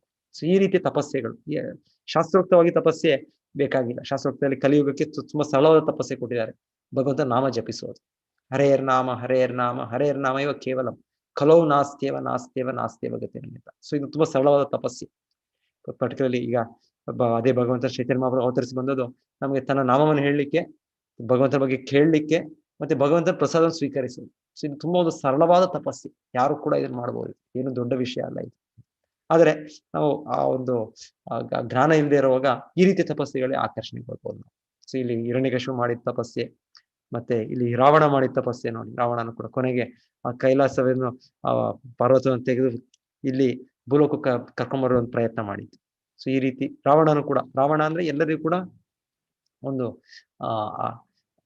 ಅವ್ರ ಕಣ್ಣೀರು ಬರೋ ತರ ಅವ್ರಿಗೆ ಮಾಡೋದು ಅವರ ಸ್ವಭಾವ. ಸೊ ರಾವಣ ಅಂದ್ರೆ ಅರ್ಥನೇ ಅದು. ಸೊ ಈ ರೀತಿಯ ಒಂದು ತಪಸ್ಸೆಗಳು ಶಾಸ್ತ್ರದಲ್ಲಿ ವಿಧಿಸದಿರುವ ಕೋರ ತಪಸ್ಸುಗಳನ್ನು ಆಚರಿಸುತ್ತಾರೆ. ಇವನ್ನು ಅವರು ಜಂಬ ಮತ್ತು ಅಹಂಕಾರಗಳಿಂದ ಮಾಡುತ್ತಾರೆ. ಕಾಮ ಮತ್ತು ಮೋಹಗಳೇ ಅವರಿಗೆ ಪ್ರೇರಣೆ. ಅವರು ಮೂರ್ಖರು ಮತ್ತು ದೇಹದ ಭೌತಿಕಾಂಶಗಳನ್ನು ಒಳಗೆ ವಾಸಿಸುವ ಪರಮಾತ್ಮನನ್ನು ಹಿಂಸಿಸುತ್ತಾರೆ. ಇಂತಹವರು ನಿಶ್ಚಯವಾಗಿಯೂ ಅಸುರರು. ಆಕ್ಚುಲಿ ಇದು ಈ ವ್ರತಗಳನ್ನ ಮಾಡೋದು, ಇದು ಶಾಸ್ತ್ರದಲ್ಲಿ ಹೇಳಿರೋದು ಏಕಾದಶಿ ವ್ರತ, ಇಲ್ಲ ಜನ್ಮಾಷ್ಟಮಿ, ರಾಮನವಮಿ, ಈ ರೀತಿಯಲ್ಲಿ ಇದು ನಿರ್ದಿಷ್ಟವಾಗಿ ವ್ರತಗಳಿರಬೇಕು. ಅದನ್ನ ಬಿಟ್ಬಿಟ್ಟು ನಾವೇ ಒಂದು ಕಂಡುಕೊಂಡು ನಾವೇ ಒಂದು ರೀತಿಯ ತಪಸ್ಸೆಗಳು, ಒಂದು ವ್ರತಗಳು, ಒಂದು ಉಪವಾಸಗಳನ್ನು ಇದೆಲ್ಲ ಇದು ಯಾವ್ದೋ ಒಂದು ರಾಜಕಾರಣಿಗಳು ಮಾಡೋದು, ಸತ್ಯಾಗ್ರಹ, ಆ ರೀತಿ ಒಂದು ಉಪವಾಸಗಳು ಮಾಡೋದು, ಅದೆಲ್ಲವೂ ಅದು ಶಾಸ್ತ್ರೋಕ್ತವಾಗಿದ್ದರಿಂದ ಅದು ರಾಜಸಿಕ ತಾಮಸಿಕ ತಪಸ್ಸುಗಳು ಅಂತ ನಾವು ತಿಳ್ಕೊಳ್ತೀವಿ. ಓಕೆ. ಸೊ ನಂತರ ಕೃಷ್ಣ ಈ ಆಹಾರದ ಬಗ್ಗೆ ಹೇಳೋದು ಈ ಅಧ್ಯಾಯದಲ್ಲಿ 3 ರೀತಿಯ ಆಹಾರಗಳಿದೆ: ಸತ್ವಗುಣ, ರಜೋಗುಣ, ತಮೋಗುಣ. ಸೊ ಸತ್ವಗುಣದಲ್ಲಿರುವ ಆಹಾರ ನಮಗೆ ಆರೋಗ್ಯವನ್ನು ಕೊಡುತ್ತೆ, ಶಕ್ತಿಯನ್ನು ಕೊಡುತ್ತೆ, ನಮ್ಮ ಮನಸ್ಸು ಇದೆಲ್ಲ ಇಂದ್ರಿಯಗಳು ನಮ್ಮ ನಿಯಂತ್ರಣದಲ್ಲಿ ಬರೋ ರೀತಿಯಲ್ಲಿ ಮಾಡುತ್ತೆ. ಇದು ರಾಜಸಿಕ ಆಹಾರಗಳು. ಸ್ವಲ್ಪ ಜನ ಹೇಳ್ತಾರೆ, ಇಲ್ಲ ನೀವೇನು ಆಹಾರ ತಿಂದ್ರು ಒಂದೇ, ಆಹಾರಕ್ಕೆ ಇದಕ್ಕೇನು ಸಂಬಂಧ ಅಂತ ಹೇಳಿ. ಇಲ್ಲ, ಸಂಬಂಧ ಇದೆ. ಸೊ ಕೃಷ್ಣ ಅದಕ್ಕೋಸ್ಕರ ಈ ಅಧ್ಯಾಯದಲ್ಲಿ ವಿಶೇಷವಾಗಿ ಸಾತ್ವಿಕ ಆಹಾರ, ರಾಜಸಿಕ ಆಹಾರ, ತಾಮಸಿಕ ಆಹಾರ, ಸೊ 2 ರೀತಿಯಲ್ಲಿ ಕೆಲಸ ಮಾಡುತ್ತೆ. ಒಂದು, ನಾವು ಸತ್ವಗುಣದಲ್ಲಿದ್ರೆ ಒಂದು ರೀತಿಯ ಆಹಾರಕ್ಕೆ ನಮಗೆ ಇಷ್ಟ ಆಗುತ್ತೆ. ಇಲ್ಲಾಂದ್ರೆ ನಾವು ಯಾವ ಆಹಾರ ತಿಂತೀವೋ ಆಹಾರದ ಮೇಲೂ ಕೂಡ ನಮ್ಮ ಗುಣಗಳು ಬದಲಾಗುತ್ತೆ. ಇವಾಗ ನೀವು ಸತ್ವಗುಣದಲ್ಲಿ ಇರ್ಬೋದು ನೀವು, ಆದ್ರೆ ನೀವು ತಾಮಸಿಕ ಆಹಾರವನ್ನು ತಗೊಳ್ತಾ ಇದ್ರೆ ನಮಗೆ ತಮೋಗುಣ ಬರುತ್ತೆ. ಇಲ್ಲ ನೀವು ಆ ರೀತಿಯಲ್ಲಿ 2 ರೀತಿಯಲ್ಲೂ ಇದು ಕೂಡ ಪ್ರಭಾವ ಮಾಡುತ್ತೆ. ನೀವು ಸತ್ವಗುಣದಲ್ಲಿದ್ರೆ ನೀವು ಸಾತ್ವಿಕ ಆಹಾರವನ್ನು ನೀವು ಅಪೇಕ್ಷೆ ಪಡ್ತೀರಾ, ಇದೇ ನಿಮ್ಗೆ ಲೈಕ್ ಆಗುತ್ತೆ. ಆದ್ರೆ ಅಭ್ಯಾಸ ಮಾಡ್ಕೊಳ್ಬಹುದು, ತಾಮಸಿಕ ಆಹಾರ ಅಭ್ಯಾಸ ಮಾಡ್ಕೊಂಡ್ರೆ ತಮೋಗುಣಕ್ಕೆ ನಾವು ಇಳಿಬಹುದು. ಇಲ್ಲ ತಮೋಗುಣದಲ್ಲಿದ್ರೂ ನಾವು ಸಾತ್ವಿಕ ಆಹಾರವನ್ನು ಸೇವನೆ ಮಾಡ್ತಾ ಇದ್ರೆ ಸತ್ವಗುಣ ನಾವು ಪಡಿಬಹುದು. ಸೊ ಆ ರೀತಿಯಲ್ಲಿ ಇದು ತುಂಬಾ, ನಾವು ಆಹಾರ, you are what you eat ಅಂತ ಹೇಳ್ತಾರೆ. ನಾವು ಆಹಾರ ಸೇವನೆ ಮಾಡೋದು ಕೂಡ ನಮ್ಮ ಮನಸ್ಸು, ನಮ್ಮ ಬುದ್ಧಿಯ ಮೇಲೆ ಇದು ಪ್ರಭಾವ ಮಾಡಿ ನಮ್ಮ ಗುಣಗಳು ನಮಗೆ ಸಿಗುತ್ತೆ. ಸೊ ಕೃಷ್ಣ ಹೇಳೋದು, ಸತ್ವಗುಣದಲ್ಲಿರುವವರಿಗೆ ಆರೋಗ್ಯ, ಸುಖ ಮತ್ತು ತೃಪ್ತಿಗಳನ್ನು ಹೆಚ್ಚಿಸುತ್ತವೆ.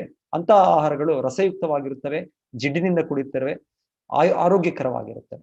ಸೊ ಇದು ತರಕಾರಿ, ಹಣ್ಣುಗಳು, ಈ ಹಾಲಿನ ಪದಾರ್ಥಗಳು, ಈ ರೀತಿಯದ್ದು ಸಾತ್ವಿಕ ಪದಾರ್ಥಗಳು. ರಾಜಸಿಕ ಪದಾರ್ಥಗಳಂದ್ರೆ ಹೃದಯಕ್ಕೆ ಬಹು ಕಹಿಯಾದ, ಹುಳಿಯಾದ, ಉಪ್ಪಾದ, ಉಷ್ಣವಾದ, ತೀಕ್ಷ್ಣವಾದ, ಒಣಕಲಾದ ಮತ್ತು ಸುಡುತ್ತಿರುವ ಆಹಾರಗಳು. ಸೊ ತುಂಬಾ ಮಸಾಲೆ ಇದೆಲ್ಲ ಇರೋದು, ಖಾರವಾಗಿ ತುಂಬಾ ಇರೋದು, ತಕ್ಷಣಕ್ಕೆ ನಮ್ಗೆ ಇಂದ್ರಿಯಗಳು ಏನೋ ಒಂದು ಸಂತೋಷ ತರ ಅನ್ಸುತ್ತೆ, ಆದ್ರೆ ಕೊನೆಗೆ ನಮ್ಮ ಆರೋಗ್ಯದಲ್ಲೇ ನಮ್ಗೆ ಆಸಿಡಿಟಿ ಬರ್ಬೋದು, ಇನ್ನೊಂದು ರೋಗಗಳು ಬರ್ಬೋದು. ಆ ರೀತಿಯ ಒಂದು ರಜೋಗುಣ ಗುಣಗಳು ಕೂಡ ಪ್ರಾಪ್ತಿಯಾಗುತ್ತೆ. ಕಾಮ, ಕ್ರೋಧ, ಲೋಭ ಹೆಚ್ಚುತ್ತೆ. ತಮೋಗುಣ ಪದಾರ್ಥಗಳು ಕೃಷ್ಣ ಹೇಳೋದು, ರುಚಿ ಇಲ್ಲದ, ಕೆಡುತ್ತಿರುವ, ಹಳಸಿದ ಆಹಾರ ಮತ್ತು ಉಚ್ಚಿಷ್ಟವೂ ಅಸ್ಪೃಶ್ಯವೂ ಆದ ಆಹಾರವು ತಾಮಸ ಗುಣದವರಿಗೆ ಪ್ರಿಯವಾದವು. ಇಲ್ಲಿ ನಾವು ಕೆಳಗೆ ರೈಟ್ ಸೈಡ್ ನೋಡ್ತಾ ನೋಡಿ, ಯಾವುದೊಂದು ಇಟಾಲಿಯನ್ ಡಿಶ್ ಅಂತ ಇದು ಲೈವ್ ಜರ್ಮ್ಸೇ ಇದೆ ಅಲ್ಲಿ, ಅದ್ರಲ್ಲಿ ಇನ್ನ ನೋಡ್ತಾ ಇರೋ ನೀವು ಕ್ರಿಮಿಗಳಿದೆ, ಆದ್ರೂ ಕೂಡ ಅದು ತಿಂತಾರಂತೆ. ಸೊ ಈ ರೀತಿಯಲ್ಲಿ ಆಚಾರ್ಯ ಪ್ರಭುಪಾದರು ಒಂದು ಇದೇ ಹೇಳ್ತಾರೆ, ಸನ್ನಿವೇಶ ಹೇಳ್ತಾರೆ. ಅವ್ರ ಗುರುಗಳು ಒಂದು 100 ವರ್ಷಗಳ ಹಿಂದೆ ಅವ್ರದ್ದು ಬರ್ಮಾದಲ್ಲಿ, ಇವತ್ತು ಮಯನ್ಮಾರ್, ಇವತ್ತು ಆ ದೇಶ, ಅಲ್ಲಿ ಅವ್ರ ಕೇಂದ್ರಗಳಿತ್ತು ಅವ್ರದ್ದು ಆ ಸಮಯದಲ್ಲಿ 100 ವರ್ಷಗಳ ಹಿಂದೆ ಬ್ರಿಟಿಷ್ ಕಾಲದಲ್ಲಿ.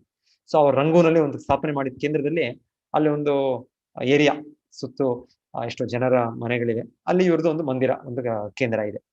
ಸೊ ಅವರೆಲ್ಲರೂ ಇವ್ರು ಬಂದು ಕಂಪ್ಲೇಂಟ್ ಅಂತೆ, ನೀವು ಇಷ್ಟು ಒಂದು ಏನೋ ಆಹಾರ ತಯಾರಿ ಮಾಡ್ತಾ ಇದ್ದೀರಾ, ನಮ್ಗೆ ಸಹಿಸ್ಕೊಳಕ್ ಆಗೋದಿಲ್ಲ ನಮ್ಗೆ.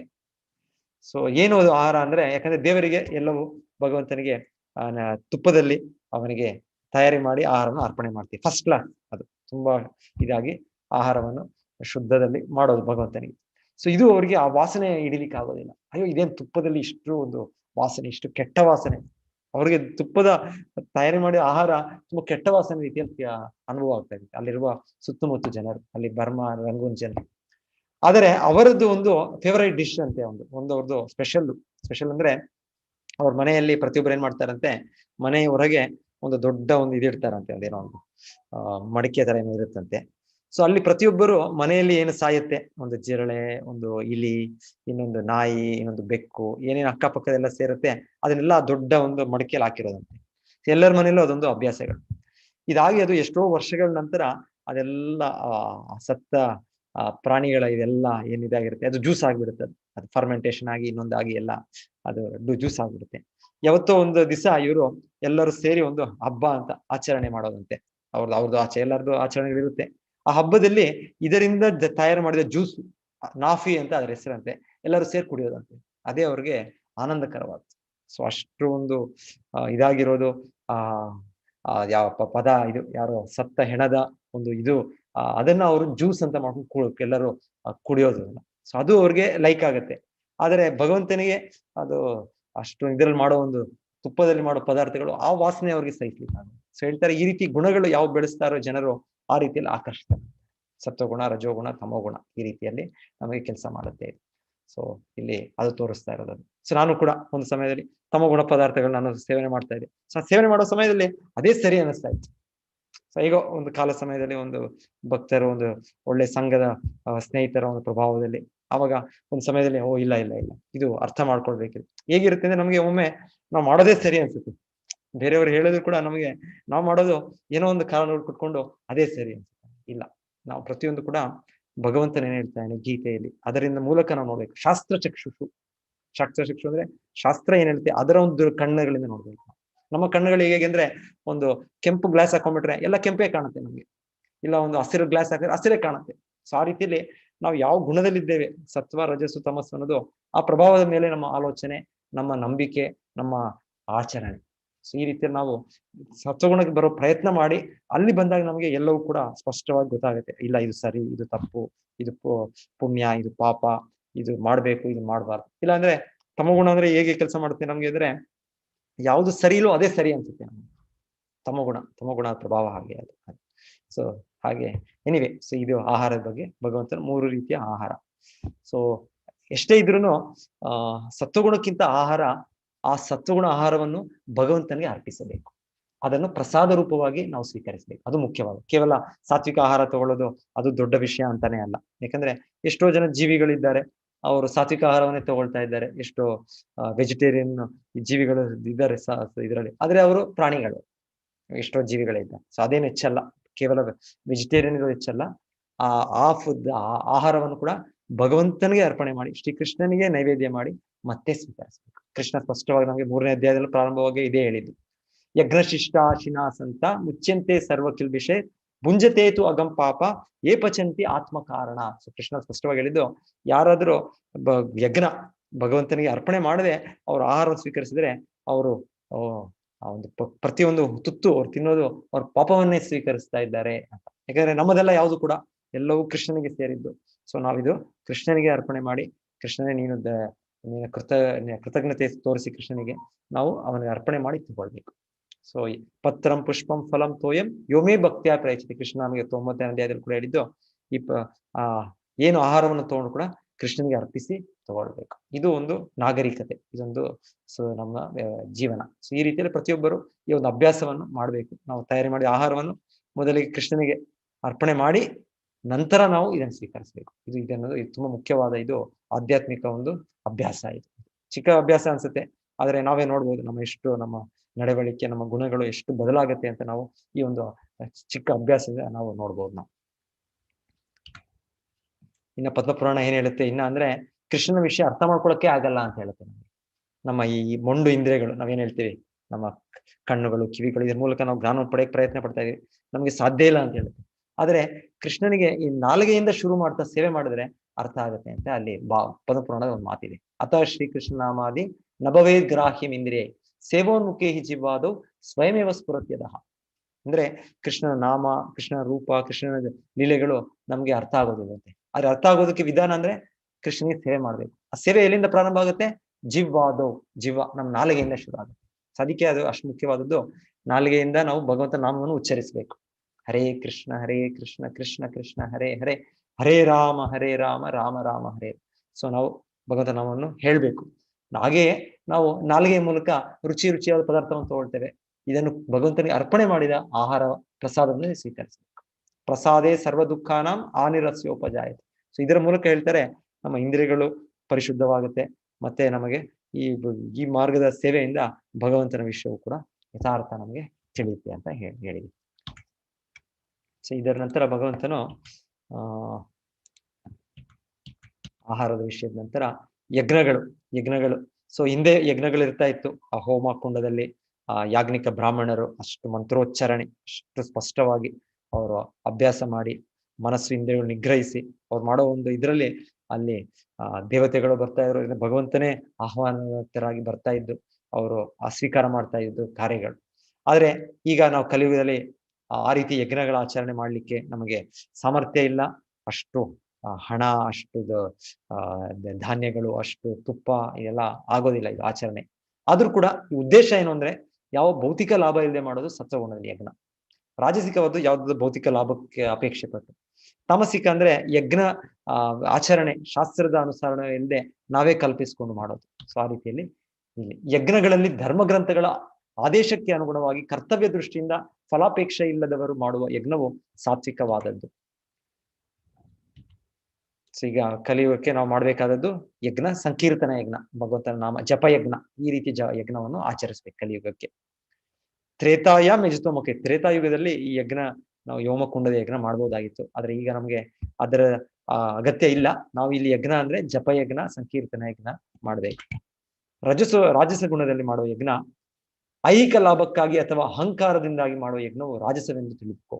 ಸೊ ಕೆಲವೊಮ್ಮೆ ಜನರು ನೋಡಿ, ನಾನು ಕೂಡ ಒಂದು ಧರ್ಮಾಚರಣೆ ಮಾಡ್ತಾ ಇದ್ದೀನಿ, ನಾನು ಕೂಡ ಇಷ್ಟು ಖರ್ಚು ಮಾಡ್ತಾ ಇದ್ದೀನಿ ಅಂತ ಮಾಡೋ ರೀತಿಯಲ್ಲಿ ಧರ್ಮ ಗ್ರಂಥಗಳ ಆದೇಶವನ್ನು ಲಕ್ಷ್ಯ ಮಾಡದೆ, ಪ್ರಸಾದವನ್ನು ಹಂಚದೆ, ವೇದಗಳ ಸ್ತೋತ್ರಗಳನ್ನು ಹೇಳದೆ, ಪುರೋಹಿತರಿಗೆ ಸಂಭಾವನೆ ಇಲ್ಲದೆ ಮತ್ತು ಶ್ರದ್ಧೆ ಇಲ್ಲದೆ ಮಾಡಿದ ಯಜ್ಞವನ್ನು ತಾಮಸ ಗುಣದ್ದು ಎಂದು ಪರಿಗಣಿಸಲಾಗುತ್ತದೆ. ಸೊ ತಾಮಸ ಯಜ್ಞ ಅನ್ನೋದು ಕೂಡ ಇವೆ. ತಾಮಸ ಗುಣ ಅಂದ್ರೆ ಅದು ಶಾಸ್ತ್ರದ ನಿರ್ದೇಶನ ಇಲ್ಲ. ಇಲ್ಲಿ ತೋರಿಸ್ತಾ ಇರೋ ವ್ಯಕ್ತಿ, ಒಬ್ಬ ವ್ಯಕ್ತಿ, ಇವರ ಹೆಸರು ವೃಕಾಸುರ ಅಂತ ಇವರು. ಸೊ ಇವರು ಹೇಳ್ತಾರೆ, ಇವರು ತಾಮಸ ಗುಣದ ವ್ಯಕ್ತಿ. ಸೊ ಮೊದಲಿಗೆ ನಾರದ ಮುನಿನ ಭೇಟಿ ಮಾಡ್ತಾರೆ. ನಾರದ ಮುನಿಗೆ ಗೊತ್ತು ಈ ವ್ಯಕ್ತಿ ತುಂಬಾ ತಾಮಸ ಗುಣದಲ್ಲಿದ್ದಾರೆ. ಸೊ ಅವರು ಕೇಳ್ತಾರೆ, ವೃಕಾಸುರ, ನಾನು ಯಾರಿಗೆ ಪೂಜೆ ಮಾಡ್ಬೇಕು, ಯಾವ ರೀತಿ ಕೇಳೋದಿಲ್ಲ, ಯಾರಿಗೆ ನಾನು ಹೋಲಿಸಬಹುದು ಅಂತ ಕೇಳ್ತಾರೆ. ಸೊ ಅವ್ರು ಹೇಳ್ತಾರೆ, ಶಿವ ತುಂಬಾ ಬೇಗ ಅವ್ರಿಗೆ ಹೆಸರೇ ಅಶುತೋಷ ಅಂತ, ಎಲ್ಲರಿಗೂ ಕೂಡ ಅವರು ಕರುಣಾಮಯಿ, ಆ ರೀತಿಯಲ್ಲಿ ಅವರ ಸ್ವಭಾವ ಇರೋದ್ರಿಂದ ನೀನು ಅವರನ್ನು ಪೂಜಿಸು ಅಂತ ಹೇಳ್ತಾರೆ. ಸೊ ಇವರೇನ್ ಮಾಡ್ತಾರೆ, ಅದಕ್ಕೂ ವಿಧಿ ಇದೆ, ಶಿವನ ಪೂಜೆ ಮಾಡೋದಕ್ಕೂ ಬಿಲ್ವ ಪತ್ರ ಇದೆಲ್ಲ ಒಂದು ವಿಧಿ ಇದೆ, ಅದ್ರ ಪ್ರಕಾರ ಮಾಡ್ಬೇಕು. ಅದೇ ತಾಮಸ ಗುಣದ ವ್ಯಕ್ತಿ ಅಂದ್ರೆ ಯಾವ ವಿಧಿಯನ್ನು ಸ್ವೀಕರಿಸೋದಿಲ್ಲ.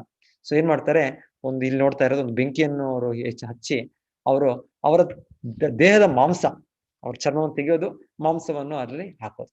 ಸೊ ಇದು ಈ ರೀತಿಯ ಒಂದು ಪೂಜೆ, ಈ ರೀತಿಯ ಒಂದು ಯಜ್ಞ ಕಾರ್ಯವನ್ನು ಶುರು ಮಾಡ್ತಾರೆ. ಸೊ ಹೀಗೆ 1 ದಿವಸ 2 ದಿವಸ 6 ದಿವಸ ಆಗುತ್ತೆ, ಶಿವ ಬರೋದಿಲ್ಲ. ಯಾಕಂದ್ರೆ ಧರ್ಮವಿಧಿ ಎಲ್ಲ ಇದು. ಸೊ ಕೊನೆಗೆ ಅವರು ಇನ್ನು ಇದ್ದು ಏನ್ ಪ್ರಯೋಜನ ಅಂತ ಹೇಳಿ, ಅವ್ರಿಗೆ ನೀವು ನೋಡ್ತಾ ಇರೋದು ಅವರೊಂದು ಆ ಚಾಕು, ಅದೇನ್ ಯಾವ್ದೆಲ್ಲ ಅವರು ಎಲ್ಲ ಅವ್ರ ದೇಹದ ಇದು ತೆಗಿತಾ ಇದ್ದಾರೆ, ಅವರ ತಲೆಯನ್ನೇ ಅದರಿಂದ ಕಡೆದು ಇದಕ್ಕೆ ಆಹುತಿಯಾಗಿ ಅರ್ಪಣೆ ಮಾಡ್ಲಿಕ್ಕೆ ತಯಾರಾಗಿದ್ದಾರೆ. ಅಷ್ಟರ ಸಮಯದಲ್ಲಿ ಇವಾಗ ಶಿವ ಅಲ್ಲಿಂದ ಪ್ರತ್ಯಕ್ಷವಾಗೋದು, ಅವರ ಬೆಂಕಿಯಿಂದ ಬಂದು, ನೀನೇನ್ ಮಾಡ್ತಾ ಇದೀಯ ನೀನು? ಸೊ ಇದು ಈ ರೀತಿಯ ಪೂಜೆ ನನಗೆ ಮಾಡೋದ? ನನಗೆ ಆಯ್ತು, ನಾನು ಬಂದಿದ್ದೇನೆ, ನಿನಗೆ ಏನ್ ಬೇಕು ನಿನಗೆ? ಸೊ ಕೇಳಿದಕ್ಕೆ ಇವರು, ನನಗೆ ಒಂದು ವರ ಬೇಕು. ಏನು ವರ ಅಂದ್ರೆ, ಅವ್ರು ತಥಾಸ್ತು ಅಂತ ಹೇಳ್ತಾರೆ. ಮೊದಲಿಗೆ ವರ ಅಂದ್ರೆ, ನಾನು ಯಾರ ತಲೆ ಮೇಲೆ ನಾನು ಕೈ ಇಡ್ತೇನೋ ಅವ್ರ ತಲೆ ಪುಡಿ ಪುಡಿ ಆಗ್ಬೇಕು. ಸೊ ಇವ್ರ ಉದ್ದೇಶ ನೋಡಿ, ಇಷ್ಟು ಮಾಡಿದ್ದು ಯಜ್ಞ ಆಚರಣೆ, ಶಿವನಿಂದ ಪಡೆಯೋದು ಸಿದ್ಧಿ ಏನು ಅಂದ್ರೆ, ಅವರು ಎಲ್ಲರನ್ನು ಅವರ ಕಂಟ್ರೋಲ್ ತಂದು, ಇಲ್ಲಾಂದ್ರೆ ಅವ್ರನ್ನ ಸಾಯಿಸೋ ಈ ರೀತಿಯ ದೃಷ್ಟಿಯಲ್ಲಿ. ಸೊ ಅವರು ಕೇಳಿದ ವರ, ನೀವು ಭಸ್ಮಾಸುರ ಅಂತ ಕೇಳಿರ್ತೀರಾ, ಆಲ್ಮೋಸ್ಟ್ ಸಿಮಿಲರ್ ಸ್ಟೋರಿ ಇದು. ಸೊ ಇದು ಭಾಗವತದಲ್ಲಿ, ಇದು ದಶಮ ಸ್ಕಂದದಲ್ಲಿ ಈ ವಿವರಣೆ ಇದೆ, ಇದು ವೃಕಾಸುರ ಚರಿತ್ರೆ, ಅದು ಒಂದು ಸಮಯ ಇದರಲ್ಲಿ. ಸೊ ಅಲ್ಲಿ ಶಿವನು ಈ ವರ ಕೊಟ್ಮೇಲೆ ಈ ಅಸುರನ್ ಏನ್ ಮಾಡ್ತಾನೆ, ಶಿವನ ಮೇಲೆ ಪ್ರಯೋಗ ಮಾಡ್ಲಿಕ್ಕೆ ಹೋಗ್ತಾನೆ. ಯಾಕಂದ್ರೆ ಪಾರ್ವತಿಯನ್ನ ಅರ್ಪಿಸ್ಬೋದು, ನಾನು ಆನಂದಿಸ್ಬೋದು. ಸೊ ಆ ರೀತಿಯಲ್ಲಿ ಶಿವನ ಹಿಂದೆ, ಸೊ ಶಿವನ ಮಾತು ತಪ್ಪಾಗೋದಿಲ್ಲ. ಸೊ ಹೀಗೆ ಶಿವನು ಮುಂದೆ ಹೋಗ್ತಾ ಇದ್ದಾರೆ, ಇವರು ಅವರ ಹಿಂದೆ ಬೆನ್ನಟ್ತಾರೆ. ಸೊ ಕೊನೆಗೆ ಹೇಳ್ತಾರೆ, ಶಿವನಿಗೆ ರಕ್ಷಣೆಗೋಸ್ಕರ ಭಗವಂತನೇ ವಿಷ್ಣು ಒಂದು ಚಿಕ್ಕ ಮಗು ರೂಪದಲ್ಲಿ ಬರ್ತಾರೆ, ಒಂದು ಬ್ರಹ್ಮಚಾರಿ, ವಾಮನ ದೇವ ರೂಪದ ತರದಲ್ಲಿ ಇನ್ನೊಂದು ಬ್ರಹ್ಮಚಾರಿ ರೂಪದಲ್ಲಿ ಬರ್ತಾರೆ. ಬಂದು ಇವರನ್ನು ಅವ್ರು ಹೇಗೆ ಮೋಹಗೊಳಿಸ್ತಾರೆ, ಯಾಕಂದ್ರೆ ಭಗವಂತನ ಮಾಯಾಶಕ್ತಿ ಇದೆ, ಅದು ಭಗವಂತನ ಇಚ್ಛೆಯಂತೆ ಅದು ಕೆಲಸ ಮಾಡುತ್ತೆ. ಸೊ ಅವರಿಗೆ ತುಂಬಾ ಒಂದು ಮೃದುವಾಗಿ ತುಂಬಾ ಒಂದು ಮಧುರ ಶಬ್ದಗಳು ಮಾತಾಡ್ತಾರೆ. ಏನೋ ಶಕುನಿಯ ಪುತ್ರ, ಯಾಕಂದ್ರೆ ಇವರ ತಂದೆ ಶಕುನಿ ಅಂತ, ಆ ಶಕುನಿ ಅಲ್ಲ, ದುರ್ಯೋಧನ ಮಾವ ಅಲ್ಲ, ಇನ್ನೊಬ್ಬ ಶಕುನಿ ಯಾರು. ಸೊ ಇವರು ಯಾವ ರೀತಿಯಲ್ಲಿ ಮಾತಾಡ್ತಾರೆ ಅಂದ್ರೆ, ಇವ್ರಿಗೆ ಅನ್ಸುತ್ತೆ, ಈ ವೃಕಾಸುರನಿಗೆ ನನ್ನ ಕುಟುಂಬನೇ ಇವ್ರಿಗೆ ತುಂಬಾ ಆತ್ಮೀಯರೇನೋ, ಇವ್ರು ನಮ್ಮ ಹಿತೈಷಿಗಳು ಇವರು ಅಂತ ಆ ರೀತಿ ಅನ್ಸುತ್ತೆ. ಸೊ ಆ ಚಿಕ್ಕ ಪುಟ್ಟ ವಟು ಬ್ರಾಹ್ಮಣನಾಗಿ ಬ್ರಹ್ಮಚಾರಿಯಾಗಿ ಭಗವಂತನ ಬಂದದ್ದು. ಸೊ ಕೊನೆಗೆ ಹೇಳ್ತಾರೆ, ಈ ರೀತಿಯ ಯಾಕೆ ಬಂದೆ ಅಂದ್ರೆ, ಶಿವನನ್ನು ಮೇಲೆ ಪ್ರಯೋಗಿಸ್ಬೇಕು ಅಂತ ಬಂದೆ ಅಂತ. ಸೊ ಅವ್ರು ಹೇಳ್ತಾರೆ ಅವಾಗ ಭಗವಂತನ ಬ್ರಹ್ಮಚಾರಿ ರೂಪದಲ್ಲಿ, ಅಯ್ಯೋ ಶಿವನನ್ನು ನಂಬಾರ್ದು, ಅವ್ರು ಎಷ್ಟೋ ಮಾತುಗಳು ಹೇಳೋದಿಲ್ಲ ಈ ರೀತಿಯಲ್ಲೇ, ಯಾವುದು ಕೂಡ ಉಳಿಸೋದಿಲ್ಲ ಅವರು. ಸೊ ಆ ರೀತಿ ಅವ್ರನ್ನ ನಂಬಾರ್ದು, ನಾವು ಫಸ್ಟ್ ಪರೀಕ್ಷೆ ಮಾಡೋಣ, ಅವ್ರದ್ದು ಮಾತು ತಪ್ಪಿದ್ರೆ ಖಂಡಿತವಾಗಿ ನೀನು ಹೇಳಲಿಕ್ಕೆ ಶಿಕ್ಷೆ ಕೊಡ್ಬೇಕು. ಸೊ ಮೊದಲು ಟೆಸ್ಟ್ ಮಾಡೋಣ. ಸೊ ಆಯ್ತು, ಅವರು ಕೂಡ ಒಪ್ಕೊಳ್ತಾರೆ, ಹೌದು ಟೆಸ್ಟ್ ಮಾಡ್ಬೇಕು, ಅವ್ರ ಎಲ್ಲ ಈ ರೀತಿ ಎಲ್ಲ ಸುಮ್ಮನೆ ವರ ಕೊಡೋದು, ಅದು ಮಾತು ಇಟ್ಕೊಳ್ಳೋದಿಲ್ಲ ಅವರು. ಸೊ ಆಯ್ತು ಅಂತ ಏನ್ ಮಾಡ್ಬೇಕು ಅಂದ್ರೆ, ನಿನ್ನ ತಲೆ ಮೇಲೆ ನಿನ್ನ ಕೈ ಇಟ್ಕೊ ಅಂತ. ಸೊ ಭಗವಂತನ ಮಾಯಾಶಕ್ತಿ ಹೇಗಾದ್ರೂ ಕೆಲಸ ಮಾಡ್ಬೋದು. ಸೊ ಈ ವ್ಯಕ್ತಿ ತನ್ನ ತಲೆ ಮೇಲೆ ಕೈ ಇಟ್ಟು ಅವನ ತಲೆ ಪುಡಿ ಪುಡಿ ಆಗುತ್ತೆ. ಸೊ ಈ ರೀತಿ ಅಲ್ಲಿ ಒಂದು ಸನ್ನಿವೇಶ ನಾವು ಕೇಳೋದು. ಈ ಯಜ್ಞ ಅವನು ಆಚರಿಸಿದ್ದು ತಾಮಸಿಕ ಯಜ್ಞ. ಏನು ಉದ್ದೇಶ? ಬೇರೆಯವ್ರಿಗೆ ಹಿಂಸೆ ಕೊಡ್ಬೇಕು, ಬೇರೆಯವ್ರಿಗೆ ನನ್ನ ನಿಯಂತ್ರಣ ತರಬೇಕು ಅಂತ. ಸೊ ಈ ರೀತಿಯ ಯಜ್ಞಗಳು, ಈ ರೀತಿಯ ಒಂದು ಧರ್ಮ ಆಚರಣೆಗಳು, ಇನ್ನೊಬ್ಬರಿಗೆ ಹಿಂಸೆ ಕೊಡೋದು, ಇನ್ನೊಬ್ಬರು ನಮ್ಮ ಅಧೀನದಲ್ಲಿ ತರೋದು, ಈ ರೀತಿಯದಲ್ಲ. ಅದು ಮಾಡ್ಬೇಕಾದದ್ದು ಕೃಷ್ಣನಿಗೆ ಸಂತೃಪ್ತಿ ಆಗ್ಬೇಕು, ಆ ರೀತಿಯಲ್ಲಿ ಮಾಡ್ಬೇಕಾದ. ಇನ್ನ ಒಂದು ನೀವು ಚರಿತ್ರೆ ಕೇಳಿರ್ತೀರಾ, ಯಾಜ್ಞಿಕ ಬ್ರಾಹ್ಮಣರ ಪತ್ನಿ ಅಂತ ಒಂದು ಆ ಕೃಷ್ಣನ ಲೀಲೆಯಲ್ಲಿ ಅದು ಕೂಡ ಒಂದು ಹೇಳ್ತಾರೆ. ಕೃಷ್ಣನ ಒಮ್ಮೆ ತನ್ನ ಸ್ನೇಹಿತರು ಎಲ್ಲ ಬಲರಾಮ ಎಲ್ಲರೂ ಸೇರಿ ಅವರು ಆ ಕರುಗಳನ್ನ ಇದ್ರಲ್ಲಿ ಮೇಯಿಸ್ತಾ ಇರ್ತಾರೆ ಆ ಒಂದು ಇದರಲ್ಲಿ ಬೃಂದಾವನ ಅರಣ್ಯದಲ್ಲಿ. ಆಗ ಆ ಒಂದು ಸಮಯದಲ್ಲಿ ಕೃಷ್ಣನಿಗೆಲ್ಲ ಕೃಷ್ಣ ಸ್ನೇಹಿತರಿಗೆ ಮುಖ್ಯವಾಗಿ ತುಂಬಾ ಹಸಿವಾಗುತ್ತೆ ಅವತ್ತು. ಸೊ ಅವ್ರು ಕೇಳ್ತಾರೆ, ಕೃಷ್ಣ ತುಂಬಾ ಹಸಿವಾಗ್ತಾ ಇದೆ, ಏನ್ ಮಾಡೋದು ಅಂತ. ಸೊ ಕೃಷ್ಣ ಎಲ್ಲ ಗೊತ್ತು ಕೃಷ್ಣನಿಗೆ, ಇಲ್ಲಿ ಹತ್ತಿರದಲ್ಲೇ ಕೆಲವು ಬ್ರಾಹ್ಮಣರಿದ್ದಾರೆ, ಅವರು ಒಂದು ಯಜ್ಞವನ್ನು ಆಚರಿಸ್ತಾ ಇದ್ದಾರೆ. ಸೊ ಆ ಯಾಜ್ಞಿಕ ಅಲ್ಲಿ ಅವ್ರ ಹತ್ರಗೆ ಹೋಗಿ ನೀವು ಕೇಳಿ, ಅವ್ರು ಕೊಡ್ತಾರೆ. ನನ್ನ ಹೆಸರು ಹೇಳ್ಬೇಡಿ, ಯಾಕಂದ್ರೆ ನಾನು ಈಗ ಆ ನಂದ ಮಹಾರಾಜನ ಮಗನಾಗಿ ಎಲ್ಲರೂ ನಾನು ವೈಶ್ಯ ಅಂತ ಅವ್ರು ಭಾವಿಸ್ತಾರೆ. ಸೊ ನನ್ನ ಬಲರಾಮನ ಹೆಸರು ಹೇಳಿ, ಬಲರಾಮನ್ ಅಂದ್ರೆ ಅಟ್ಲೀಸ್ಟ್ ವಸುದೇವನ ಮಗ, ಕ್ಷತ್ರಿಯನು ಅಂತ ಅವ್ರು, ರಾಜಕುಮಾರ ಅಂತ ಅವ್ರು ಭಾವಿಸಿ ಕೊಡ್ಬೋದು ನಿಮಗೆ ಅಂತ. ಸೊ ಹಾಗೆ ಇವರೆಲ್ಲ ಕೃಷ್ಣನ ಸ್ನೇಹಿತರು ಹೋಗ್ತಾರೆ. ಆ ಬ್ರಾಹ್ಮಣರು, ಯಾಜ್ಞಿಕ ಬ್ರಾಹ್ಮಣರು ಆಚರಣೆ ಮಾಡ್ತಾ ಇರ್ತಾರೆ, ತುಂಬಾ ಬ್ಯುಸಿ ಇರ್ತಾರೆ, ತುಂಬಾ ಶಿಸ್ತಿನಿಂದ ಮಂತ್ರೋಚ್ಚಾರಣೆ ಎಲ್ಲ ಮಾಡ್ತಾ ಇದ್ದಾರೆ. ಸೊ ಅವರು ಉದ್ದೇಶಿಸಿ ಹೇಳೋದು ಅವರಿಗೆ, ಕೃಷ್ಣನಿಂದ ನಾವು ಬಂದಿದ್ದೇವೆ, ಕೃಷ್ಣ ಬಲರಾಮರಿಂದ, ಸೊ ನಮಗೆ ಏನಾದ್ರೂ ನೀವು ಆಹಾರವನ್ನು ಕೊಡ್ಬೋದಾ. ಸೊ ಹೇಳ್ತಾರೆ, ಅವರು ನಿರ್ಲಕ್ಷ್ಯ, ಏನು ಕೂಡ ಅದನ್ನು ಕೇಳಿದ್ರು ಕೇಳದೆ ಹಾಗೆ ಅವರು ಯಾರು ಆ ಬ್ರಾಹ್ಮಣರು ಯಾರು ಆಚರಣೆ ಮಾಡ್ತಾ ಇದ್ದಾರೆ ಅವ್ರು ಲೆಕ್ಕ ಮಾಡ್ಲಿಲ್ಲ. ಅವರು ಬ್ಯುಸಿ ತಮ್ಮ ಧರ್ಮ ಕಾರ್ಯದಲ್ಲಿ ತುಂಬಾ ಸರಿಯಾಗಿ ನಡಿಬೇಕು ಅಂತ. ಇದ್ ಯಾಕೆ ಮಾಡ್ತಾ ಇದ್ದಾರೆ ಧರ್ಮ ಕಾರ್ಯ ಅಂತ ಗೊತ್ತಿಲ್ಲ ಅವ್ರು. ಅಲ್ಲಿ ಯಜ್ಞಪತಿಯಾದ ವಿಷ್ಣು ಕೃಷ್ಣನೇ ಇದ್ದಾನೆ, ಅವರೇ ಕೇಳ್ತಾ ಇದ್ದಾರೆ ಆಹಾರವನ್ನು ಕೊಡಿ, ಅದನ್ನು ಅವ್ರು ಲೆಕ್ಕಿಸದೆ ಅವ್ರು ತಮ್ಮ ಯಜ್ಞ ಕಾರ್ಯದಲ್ಲಿ ಮಗ್ನರಾಗಿದ್ದಾರೆ. ಸೊ ಕೃಷ್ಣ ಬಲರಾಮ ಮತ್ತೆ ಬರ್ತಾರೆ. ಸೊ ಕೃಷ್ಣ ಹೇಳ್ತಾರೆ, ಹೌದು ಈಗ ಅವರ ಹೆಂಡತಿಯರ ಹತ್ರ ಹೋಗಿ, ಸೊ ಅವರು ನಿಮಗೆ ಕೊಡ್ತಾರೆ. ಸೊ ಹೇಳ್ತಾರೆ, ಆ ಯಾಜ್ಞಿಕ ಬ್ರಾಹ್ಮಣರ ಹೆಂಡತಿಯರು, ಪತ್ನಿಯರು ಯಾರಿರ್ತಾರೆ ಅವರು ಶುದ್ಧ ಭಕ್ತರು. ಅವ್ರು ಕೃಷ್ಣನ ಬಗ್ಗೆ ತುಂಬಾ ಕೇಳಿರ್ತಾರೆ, ಕೃಷ್ಣನು ಮಾಡೋ ಒಂದೊಂದು ಲೀಲೆಯ ವೃಂದಾವನ ಕೇಳ್ತಾನೆ ಇರ್ತಾರೆ. ಸೊ ಯಾವುದೇ ಕೃಷ್ಣನನ್ನು ನೇರವಾಗಿ ಕಾಣುವ ಒಂದು ಭೇಟಿ ಮಾಡುವ ಒಂದು ಅವಕಾಶ ಸಿಕ್ಕಿರೋದಿಲ್ಲ ಇಷ್ಟವರೆಗೂ. ಸೊ ಈಗ ಕೃಷ್ಣ ಅಂತ ಕೇಳಿದ್ದೆ ಅವರು ಆ ಯಜ್ಞಗಳಿಗೆ ಏನು ಆಚರಣೆಗೆ ತಯಾರು ಮಾಡಿದ ಆಹಾರವಿದೆ, ಭೋಗ, ಅದರ ನೈವೇದ್ಯಗಳು, ಅದನ್ನೆಲ್ಲ ತುಂಬಿಸ್ಕೊಂಡು ಅವ್ರು ಕೃಷ್ಣನ ಹತ್ರ ಬರ್ತಾರೆ, ಕೃಷ್ಣನ ಹತ್ರ. ಆಗ ಅವರ ತಂದೆಯರಾಗಿರ್ಬೋದು, ಅವರ ಗಂಡಂದಿರಾಗಿರ್ಬೋದು, ಅವರೆಲ್ಲರೂ ನಿಲ್ಲಿಸ್ತಾರೆ ಅವ್ರನ್ನ. ಎಲ್ಲಿ ಹೋಗ್ತಾ ಇದ್ದೀರಾ ನೀವು, ಯಜ್ಞ ಕಾರ್ಯ ನಡಿಬೇಕು, ಇದೆಲ್ಲ ತಗೊಂಡು ಎಲ್ಲಿ ಹೋಗ್ತಾ ಇದ್ದೀರಾ ನೀವು. ಆದ್ರೆ ಅವ್ರೇನು ಲೆಕ್ಕ ಮಾಡೋದಿಲ್ಲ, ಕೃಷ್ಣನಿಗೆ ನಾವು ಸಂತೃಪ್ತಿ ಮಾಡ್ಬೇಕು ಅಂತ ಎಲ್ಲವನ್ನು ತುಂಬಿಸ್ಕೊಂಡು ಕೃಷ್ಣನಿಗೆ ಕೊಡ್ತಾರೆ. ಸೊ ಹೇಳ್ತಾರೆ, ಈ ರೀತಿಯಲ್ಲಿ ಅಲ್ಲಿ ಅವರಿಗೆ ಗೊತ್ತು ಏನು ಧರ್ಮದ ಉದ್ದೇಶ, ಯಜ್ಞದ ಉದ್ದೇಶ. ಸೊ ಕೃಷ್ಣನು ಅವರಿಗೆ ತುಂಬಾ ಸಂತೃಪ್ತಿ ಕೃಷ್ಣನಿಗೆ. ಮತ್ತೆ ಕೃಷ್ಣನು ಹೇಳ್ತಾನೆ, ಮತ್ತೆ ನೀವು ಹಿಂದಿರುಗಿ, ನೀವು ಹೆಂಗಸರಾದವರಿಂದ ನಿಮ್ಮ ಕುಟುಂಬ ಇದೆ, ನಿಮ್ಮ ಎಷ್ಟೋ ರೆಸ್ಪಾನ್ಸಿಬಿಲಿಟೀಸ್ ಇದೆ, ನಿಮ್ಮ ಮಕ್ಕಳು, ನಿಮ್ಮ ಗಂಡ, ಇವರಿದ್ದಾರೆ. ಸೊ ಅವ್ರು ಹೇಳ್ತಾರೆ, ಇಲ್ಲ ನಾವು ಎಲ್ಲೂ ಹೋಗೋದಿಲ್ಲ, ನಮ್ಗೆ ನೀವೇ ಆಶ್ರಯ ಕೊಡಿ ನಮ್ಗೆ. ಆದ್ರೂ ಕೃಷ್ಣ, ಇಲ್ಲ, ನಿಮ್ಮ ಸ್ತ್ರೀಯ ಧರ್ಮ ಇದೆ, ಸೊ ನೀವು ಆಚರಿಸ್ಬೇಕು ಅಂತ ಕೃಷ್ಣ ಮತ್ತೆ ಕಳಿಸ್ತಾನೆ. ಸೊ ಬಂದ್ಮೇಲೆ ಅವ್ರಿಗೆ ಅವಾಗ ಅರ್ಥ ಆಗುತ್ತೆ, ಯಾರಿಗೆ, ಆ ಯಾಜ್ಞಿಕ ಬ್ರಾಹ್ಮಣರು ಯಾರಿರ್ತಾರೆ ಅವ್ರಿಗೆ ನಮಗಿಂತ ಹೆಚ್ಚು ಈ ಹೆಂಗಸರು, ಇವರೇನು ಈ ಮಂತ್ರೋಚ್ಚಾರಣೆಯಲ್ಲಿ ಪ್ರವೀಣರಲ್ಲ, ಈ ವೇದಾಧ್ಯಯನದಲ್ಲಿ ಪ್ರವೀಣರಲ್ಲ, ನಾವು ಇದೆಲ್ಲ ಪಂಡಿತರು, ಆದ್ರೆ ಈ ಆಚರಣೆಗಳ ಉದ್ದೇಶವನ್ನೇ ಮರ್ತೋದ್ವಲ್ಲ ನಾವು. ಭಗವಂತನೇ ಬಂದು ಕೇಳಿದಾಗ ನಾವು ಅವನಿಗೆ ಅರ್ಪಣೆ ಮಾಡ್ಲಿಲ್ಲ ಅಲ್ಲ. ಸೊ ಇವರು ನಮಗಿಂತ ಎಷ್ಟು ಆಧ್ಯಾತ್ಮಿಕ ಉನ್ನತಿ ಪಡೆದಿದ್ದಾರೆ ಅಂತ ಇದು ಕೃಷ್ಣ ಇದರಲ್ಲಿ ಭಾಗವತದಲ್ಲಿ ಇದು ಕೇಳ್ತೇವೆ. ಸೊ ಯಜ್ಞಗಳ ಆಚರಣೆ ಉದ್ದೇಶ ಅಂದ್ರೆ ಕೃಷ್ಣನಿಗೆ ಸಂತೃಪ್ತಿ ಮಾಡೋದು. ಅದು ತಿಳಿದೆ ನಾವು ಕೇವಲ ಒಂದು ಯಜ್ಞ ಕಾರ್ಯಗಳು, ಆ ಧರ್ಮ ಕಾರ್ಯಗಳು, ಅದನ್ನ ಉಚ್ಚಾರಣೆ ಮಾಡೋದು, ಅದರ ಅರ್ಥ ತಿಳ್ಕೊಳ್ದೆ ಮಾಡೋದು ಅರ್ಥ ಇಲ್ಲ. ಸೊ ಇದು ಕೃಷ್ಣ, ಇದು ಯಜ್ಞಗಳು ಕೂಡ ಸಾತ್ವಿಕ, ತಾಮಸಿಕ, ರಾಜಸಿಕ ಅಂತ 3 ರೀತಿಯದು ಹೇಳ್ತಾ ಇದ್ದಾರೆ. ಸೊ ಅದು ತುಂಬಾ ಚೆನ್ನಾಗಿದೆ. ಅಲ್ಲಿ ಯಾಜ್ಞಿಕ ಬ್ರಾಹ್ಮಣರ ಕೊನೆಗೆ ಅವ್ರು ಪಶ್ಚಾತ್ತಾಪ ಪಡ್ತಾರೆ, ಈ ನರಕಕ್ಕೆ ಹೋಗ್ಲಿ ನಮ್ಮ ಎಲ್ಲ ಒಂದು ಅಧ್ಯಯನ, ನರಕಕ್ಕೆ ಹೋಗ್ಲಿ ನಮ್ಮ ಇಷ್ಟು ಜ್ಞಾನ, ಇಷ್ಟು ವೇದ ಅಧ್ಯಯನ ಅಂತ ಅವ್ರು ಹೇಳೋ ಒಂದು ಮಾತುಗಳು ತುಂಬಾ ಚೆನ್ನಾಗಿದೆ. ಯಾಕಂದ್ರೆ ಎಲ್ಲದರ ಉದ್ದೇಶ ಇದೆ, ಆ ಉದ್ದೇಶ ತಿಳಿದೆ ನಾವು ಮಾಡೋ ಕಾರ್ಯ ಏನ್ ಪ್ರಯೋಜನ. ನಂತರ ಕೃಷ್ಣ ಇಲ್ಲಿ ತಪಸ್ಸುಗಳನ್ನ ಮಾಡೋದು 3 ರೀತಿಯ ತಪಸ್ಸುಗಳು. ನಮ್ಮ ದೇಹದಿಂದ ಮಾಡ್ತೇವೆ, ನಮ್ಮ ಮನಸ್ಸಿಂದ ಮಾಡ್ತೇವೆ, ನಮ್ಮ ನಾಲಿಗೆಯಿಂದ. ಎಲ್ಲ ಕಾರ್ಯಗಳು ಮಾಡೋದು ಹಾಗೆ, ಒಂದೊಂದು ನಾವು ದೇಹದಿಂದ ಮಾಡೋದು ಕಾರ್ಯಗಳು, ಒಂದೊಂದು ಮನಸ್ಸಿಂದ, ಒಂದೊಂದು ಮಾತಿಂದ ಒಮ್ಮೊಮ್ಮೆ ಒಬ್ಬರಿಗೆ ಯಾರಾದ್ರೂ ನಾವು ನೋವು ಕೊಡ್ತೇವೆ, ನಾವು ಏನು ಮಾತಲ್ಲೇ ಅವ್ರಿಗೆ ನಾವೇನು ಹೊಡಿಬೇಕು, ಇದ್ ಮಾಡ್ಬೇಕು ಅಂತಿಲ್ಲ. ಸೊ ಆ ರೀತಿಯಲ್ಲಿ ಮಾತು ಕೂಡ ತುಂಬಾ ಇದು. ಸೊ ಇಲ್ಲಿ ಕೃಷ್ಣ ತಪಸ್ಸೆ ಅನ್ನೋದು 3 ರೀತಿಯ ತಪಸ್ಸೆ. ದೇಹದಿಂದ ತಪಸ್ಸೆ ಅಂದ್ರೆ ಗುರು ಹಿರಿಯರಿಗೆ ಒಂದು ಮರ್ಯಾದೆ ಕೊಡೋದು. ಸೊ ವೈದಿಕ ಕಾಲದಲ್ಲಿ ತುಂಬಾ ಆ ರೀತಿಯಾಗಿ ಒಂದು ತರಬೇತಿ ಇರ್ತಾ ಇತ್ತು. ಹಿರಿಯರು, ಒಂದು ಗುರುಗಳು ಅಂದ್ರೆ ಅವ್ರಿಗೆ ಅಷ್ಟೊಂದು ದೇವತೆಗಳು, ಅವ್ರಿಗೆಲ್ಲ ಅಷ್ಟೊಂದು ಇದಿರ್ತಾ ಇತ್ತು, ಗೌರವ ಇರ್ತಾ ಇತ್ತು ಅದು. ಸೊ ಈಗ ಆಧುನಿಕ ವಿದ್ಯಾಭ್ಯಾಸ ಶಾಲಾ ಕಾಲೇಜಲ್ಲಿ ಅದು ಸ್ಟಾರ್ಟಿಂಗ್ ಅಲ್ಲಿ ಇರುತ್ತೆ, ಆದ್ರೆ ಕ್ರಮೇಣ ಬರ್ತಾ ಅದು ನಾಶ ಆಗ್ಬಿಟ್ಟಿದೆ. ಇಲ್ಲಾಂದ್ರೆ ನಾವು ಕೇಳೋದು ಧೃತರಾಷ್ಟ್ರನಿಗೂ ಕೂಡ ಆ ಧರ್ಮರಾಜ ಯುಧಿಷ್ಠಿರ ಎಷ್ಟು ಗೌರವ ಕೊಡ್ತಾ ಇದ್ರು ಅಂತ ಹೇಳ್ತಾರೆ. ಅವರೇ ಇವರಿಗೆ ಅಷ್ಟು ಅನ್ಯಾಯ ಮಾಡಿದ್ದು. ಅದ್ರ ನಂತರ ಇವರು ರಾಜರಾದ್ಮೇಲೂ ಕೂಡ ಅವರಿಗೆ ಅಯ್ಯೋ ಅವರೇ ರಾಜರಾಗಿ ಭಾವನೆಯಲ್ಲಿ ಅವ್ರಿಗೆ ನೋಡ್ಕೊಂಡ್ರು. ಯಾರು ಯುಧಿಷ್ಠಿರ ಮಹಾರಾಜರು ಪ್ರತಿ ದಿವಸ ಹೋಗಿ ಧೃತರಾಷ್ಟ್ರನನ್ನು ನೋಡಿ ಅವರನ್ನು, ಅವರ ಅಂಕಲ್, ಅವರ ದೊಡ್ಡಪ್ಪ, ಅವರ ಸಲಹೆ ಪಡೆದು ಅವರು ರಾಜ್ಯಭಾರ ಮಾಡ್ತಾ ಇದ್ರು. ಯಾವಾಗ ಹೇಗೆ ಇದ್ ಮಾಡಿದ್ರು ಅಂದ್ರೆ ಅವರೇ ಮಹಾರಾಜನೇನು ಅಂತ ಆ ಭಾವನೆಯಲ್ಲಿ ಇದ್ದಾರಂತೆ. ಕೊನೆಗೆ ವಿದುರ ಬಂದು ಆ ಒಂದು ಭ್ರಾಂತಿಯಿಂದ ಅವರನ್ನು ಅಲಗಾಡಿಸೋದು. ಅಷ್ಟಿಲ್ಲ ಅಂದ್ರೆ ಅವರು ಸೆಟ್ಲ್ ಆಗ್ಬಿಟ್ಟಿರ್ತಾರೆ, ಅವರ ಮಕ್ಕಳೆಲ್ಲ 100 ಜನ ಸತ್ತಿದ್ದಾರೆ. ಆದ್ರೂ ಕೂಡ ಎಷ್ಟು ಒಂದು ಧರ್ಮರಾಜ ಯುಧಿಷ್ಠಿರರು ಎಷ್ಟು ಚೆನ್ನಾಗಿ ಅವ್ರಿಗೆ ನೋಡ್ಕೊಳ್ತಾ ಇದ್ದಾರೆ, ಅವ್ರಿಗೆ ಒಂದು ಅರಿವೇ ಇಲ್ಲ ಅವ್ರಿಗೆ.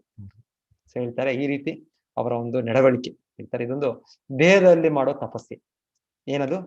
ಪರಮಪ್ರಭುವಿನ ಪೂಜೆ, ಬ್ರಾಹ್ಮಣರ ಪೂಜೆ, ಗುರುವಿನ ಪೂಜೆ, ತಂದೆ ತಾಯಿಯಂತಹ ಹಿರಿಯರ ಪೂಜೆ, ಶುಚಿತ್ವ, ಸರಳತೆ, ಬ್ರಹ್ಮಚರ್ಯ ಮತ್ತು ಅಹಿಂಸೆ ಇವೆಲ್ಲ ಸೇರಿ ದೇಹದ ತಪಸ್ಸು ಎನಿಸಿಕೊಳ್ಳುತ್ತವೆ.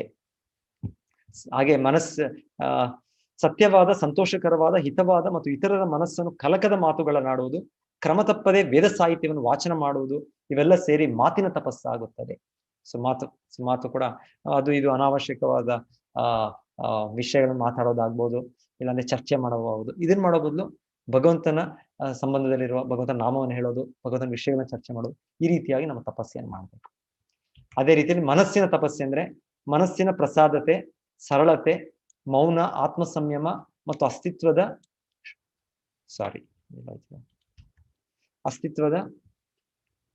ಶುದ್ಧೀಕರಣ ಇವು ಮನಸ್ಸಿನ ತಪಸ್ಸೆ. ಮನಸ್ಸಿನ ತಪಸ್ಸೆ ಅಂದ್ರೆ ಮನಸ್ಸು ಇಂದ್ರಿಯ ನಿಗ್ರಹ ಮಾಡೋದಕ್ಕೆ ಪ್ರಯತ್ನ ಪಡೋದು, ಅದು ತಪಸ್ಸೆ. ಮನಸ್ಸು ಇಂದ್ರಿಯಗಳು ಯಾವಾಗಲೂ ಯಾವ್ದಾದ್ರು ಇಂದ್ರಿಯ ವಸ್ತು ಮೇಲೆ ನಮ್ಗೆ ಕರೆದೊಯ್ತಾ ಇರ್ತವೆ. ಆದ್ರೆ ಅದನ್ನ ಪ್ರಶಾಂತ ಮಾಡೋದಂದ್ರೆ ಆ ಮನಸ್ಸಿಂದ್ರಿಯಗಳನ್ನ ನಿಗ್ರಹಿಸೋದು. ಸೊ ಇದು ನಿಗ್ರಹಿಸ್ಲಿಕ್ಕೆ ನಾವು ಭಗವಂತನ ಈ ಲೀಲೆಗಳಿದೆ, ದಿವ್ಯ ಲೀಲೆಗಳು, ಇದರ ಮೇಲೆ ನಾವು ನಮ್ಮ ಮನಸ್ಸನ್ನು ಇಡಬೇಕು. ಇಲ್ಲಾಂದ್ರೆ ರಾಜಕೀಯ ಇದೆ, ಇನ್ನೊಂದಿದೆ, ಇದು ಎಷ್ಟೆಷ್ಟೋ ರೀತಿಯಲ್ಲಿ ನಮ್ಮ ಮನಸ್ಸನ್ನು ಇದು ನಮ್ಮ ಇಂದ್ರಿಯಗಳ ನಿಗ್ರಹವನ್ನು ತೆಗೆದುಬಿಡ್ತಾರೆ. ಸೊ ಇದರಿಂದ ನಾವು ನಮ್ಮ ಮನಸ್ಸನ್ನು ಈ ಒಂದು ಗೀತೆ, ಭಾಗವತ ಈ ರೀತಿಯ ಗ್ರಂಥಗಳ ಅಧ್ಯಯನ ಮಾಡೋದು, ಈ ರೀತಿಯ ಒಂದು ಚರ್ಚೆ ಮಾಡೋದು, ಈ ರೀತಿಯಲ್ಲಿ ನಾವು ಅಭ್ಯಾಸ ಮಾಡ್ಬೇಕು. ಸೊ ಇದು ಉದ್ದೇಶ. ನಾವು ಭಗವಂತನ ಸಂತೃಪ್ತಿ ಮಾಡೋದಾದ್ರೆ ಆ ಒಂದು ತಪಸ್ಸೆ ಸಾತ್ವಿಕವಾದದ್ದು. ಅದು ಉದ್ದೇಶ ಯಾವ್ದೋ ಭೌತಿಕ ಒಂದು ಲಾಭವನ್ನು ಪಡೆಯಬೇಕಾದ್ರೆ ಅದು ರಾಜಸಿಕವಾದದ್ದು. ಇನ್ನೊಂದು ಉದ್ದೇಶ ಅದು ಅದರ ಮೂಲಕ ಅದು ಇನ್ನೊಬ್ಬರಿಗೆ ಏನೋ ನೋವು ಕೊಡೋದು, ಅದರಿಂದ ತಾಮಸಿಕವಾದದ್ದು. ಆ ರೀತಿ ಕೃಷ್ಣ ಇಲ್ಲಿ ಡಂಬಕ್ಕಾಗಿ ಮತ್ತು ಗೌರವ ಪೂಜೆಗಳನ್ನು ಪಡೆಯುವುದಕ್ಕಾಗಿ ಮಾಡುವ ತಪಸ್ಸು ರಾಜಸ ಎಂದು ಹೇಳುತ್ತಾರೆ. ಇದು ಸ್ಥಿರವೂ ಅಲ್ಲ, ಶಾಶ್ವತವೂ ಅಲ್ಲ. ಮೂರ್ಖತನದಿಂದ ತನ್ನನ್ನೇ ಹಿಂಸೆ ಮಾಡಿಕೊಂಡು ಅಥವಾ ಇತರರನ್ನು ನಾಶ ಮಾಡಲು ಅಥವಾ ಅವರಿಗೆ ತೊಂದರೆ ಮಾಡಲು ಮಾಡುವ ತಪಸ್ಸು ತಾಮಸ ತಪಸ್ಸು ಎಂದು ಹೇಳಲಾಗುತ್ತದೆ. ಸೊ ಆಗ್ಲೇ ನೋಡಿದ್ವಿ ನಾವು ಒಂದು ರೀತಿಯಲ್ಲಿ ಆ ವೃತ್ರಾಸುರನ ಚರಿತ್ರೆ. ಅದೇ ರೀತಿಯಲ್ಲಿ ಈಗ ಹಿರಣ್ಯಕಶಿಪುನು ಹಾಗೆ ಹೇಳಿದ್ರು, ತಾಮಸಿಕ ತಪಸ್ಸು ಅಂತ ಹೇಳ್ಬೋದು ಒಂದು ರೀತಿ. ಇದೆಲ್ಲ ರಾಜಸಿಕ ತಾಮಸಿಕ ಸ್ವಭಾವದಲ್ಲಿ ಇನ್ನೊಬ್ಬರಿಗೆ ನೋವು ಕೊಡುವ ರೀತಿಯಲ್ಲಿ ಮಾಡೋದು ಇದು ತಪಸ್ಸೆಗಳು. ಇವಾಗ ಇವನ್ನ ನೋಡ್ತಾ ಇದೀವಿ, ಒಂದು ರೀತಿಯಲ್ಲಿ ಹೇಳ್ತಾರೆ, ಯಾವ್ದು ಇವಾಗ ಕೊರೋನಾ ಬಂದಿದೆ. ಸೊ ತುಂಬಾ ಹೇಳೋದಂದ್ರೆ ಈ ರೀತಿ ಯಾರೋ ಶೋಧನೆ ಮಾಡಿ ಅವ್ರು ಇದನ್ನ ಕಂಡುಹಿಡಿದಂತಾನೆ ಹೇಳ್ತಾ ಇದ್ದಾರೆ. ತುಂಬಾ ತಪಸ್ಸೆ ಬೇಕು. ಈ ರೀತಿ ಅವರು ಸೈಂಟಿಸ್ಟ್, ವಿಜ್ಞಾನಿಗಳು ಈ ರೀತಿಯ ಒಂದು ವೈರಸ್ ಇನ್ನೊಂದು ಸೃಷ್ಟಿ ಮಾಡೋದು, ಅದೇ ಮಾಡೋದು ತಪಸ್ಸೇನೆ ಇದು. ಆದ್ರೆ ಯಾವ ರೀತಿಯಲ್ಲಿ ಇನ್ನೊಬ್ಬರಿಗೆ ನಾಶ ಆಗ್ಬೇಕು, ಇನ್ನೊಬ್ಬರ ದೇಶದ ಇದು ಆರ್ಥಿಕ ವ್ಯವಸ್ಥೆ ಕಡಿಮೆ ಆಗ್ಬೇಕು, ಈ ರೀತಿಯಲ್ಲಿ ಮಾಡುವ ಒಂದು ತಪಸ್ಸೆ ಇದು. ತಪಸ್ಸೆ ಅಂತ ಹೇಳ್ಬೋದು, ಆದ್ರೆ ತಾಮಸಿಕವಾದ ತಪಸ್ಸೆ ಇದೆಲ್ಲ. ಪ್ರತಿಫಲದ ನಿರೀಕ್ಷೆ ಇಲ್ಲದೆ ಯೋಗ್ಯನಾದ ಈಗ ನೆಕ್ಸ್ಟ್ ಲಾಸ್ಟ್ಗೆ ದಾನ. ಸೊ ದಾನನು ಕೂಡ ಒಂದು ಧರ್ಮದ ವಿಷಯ. ಭಗವಂತನು ಸಾತ್ವಿಕ, ರಾಜಸಿಕ, ತಾಮಸಿಕ ಅಂತ ಹೇಳ್ತಾ ಇದ್ದಾರೆ. ಸಾತ್ವಿಕ ದಾನ ಅಂದ್ರೆ ದಾತವ್ಯಂ ಇತಿ ಯದ್ದಾನಂ ದೀಯತಾಂ ಅನುಪಕಾರಿಣೆ ದೇಶೇ ಕಾಲೇ ಚ ಪಾತ್ರೇ ಚ ಸದ್ದಾನಂ ಸಾತ್ವಿಕೀ ಸ್ಮಿತಃ. ಪ್ರತಿಫಲದ ನಿರೀಕ್ಷಣೆ ಇಲ್ಲದೆ ಯೋಗ್ಯನಾದವನಿಗೆ ಸರಿಯಾದ ಕಾಲ ಮತ್ತು ದೇಶಗಳಲ್ಲಿ ಕರ್ತವ್ಯವೆಂದು ಮಾಡಿದ ದಾನವು ಸಾತ್ವಿಕ ದಾನ. ಸೊ ಅಂದ್ರೆ ಯಾರು ವ್ಯಕ್ತಿ ಇದ್ದಾರೆ ಅವರು ಸರಿಯಾದ ವ್ಯಕ್ತಿನ ಅವರು ಸರಿಯಾದ ಒಂದು ಉದ್ದೇಶಕ್ಕೆ ಉಪಯೋಗಿಸ್ತಾರ. ಸೊ ಹಾಗೆ ಹಿಂದೆ ಕಾಲದಲ್ಲಿ ಈ ದಾನ ಅನ್ನೋದು ಒಂದು ದೇವಾಲಯದಲ್ಲಿ ಇರ್ತಾ ಇತ್ತು. ಭಗವಂತನಿಗೆ ಸೇವೆಯಾಗಿ, ಇಲ್ಲಾಂದ್ರೆ ಆ ಸೇವೆಯಲ್ಲಿ ತೊಡಗದ ಶುದ್ಧ ವ್ಯಕ್ತಿಗಳು, ಬ್ರಾಹ್ಮಣರು, ಸನ್ಯಾಸಿಗಳು, ಕೇವಲ ಒಂದು ಹೆಸರಲ್ಲ, ಆಚರಣೆಯಲ್ಲಿ. ಸೊ ಅವರಿಗೆ ಸರಿಯಾದ ವ್ಯಕ್ತಿ, ಸರಿಯಾದ ಸಮಯ, ಸರಿಯಾದ ಇದಕ್ಕೆ ದೇಶ, ಕಾಲ, ಪಾತ್ರ, ಅದು ಸಾತ್ವಿಕ ದಾನ ಅಂತ ಹೇಳೋದು.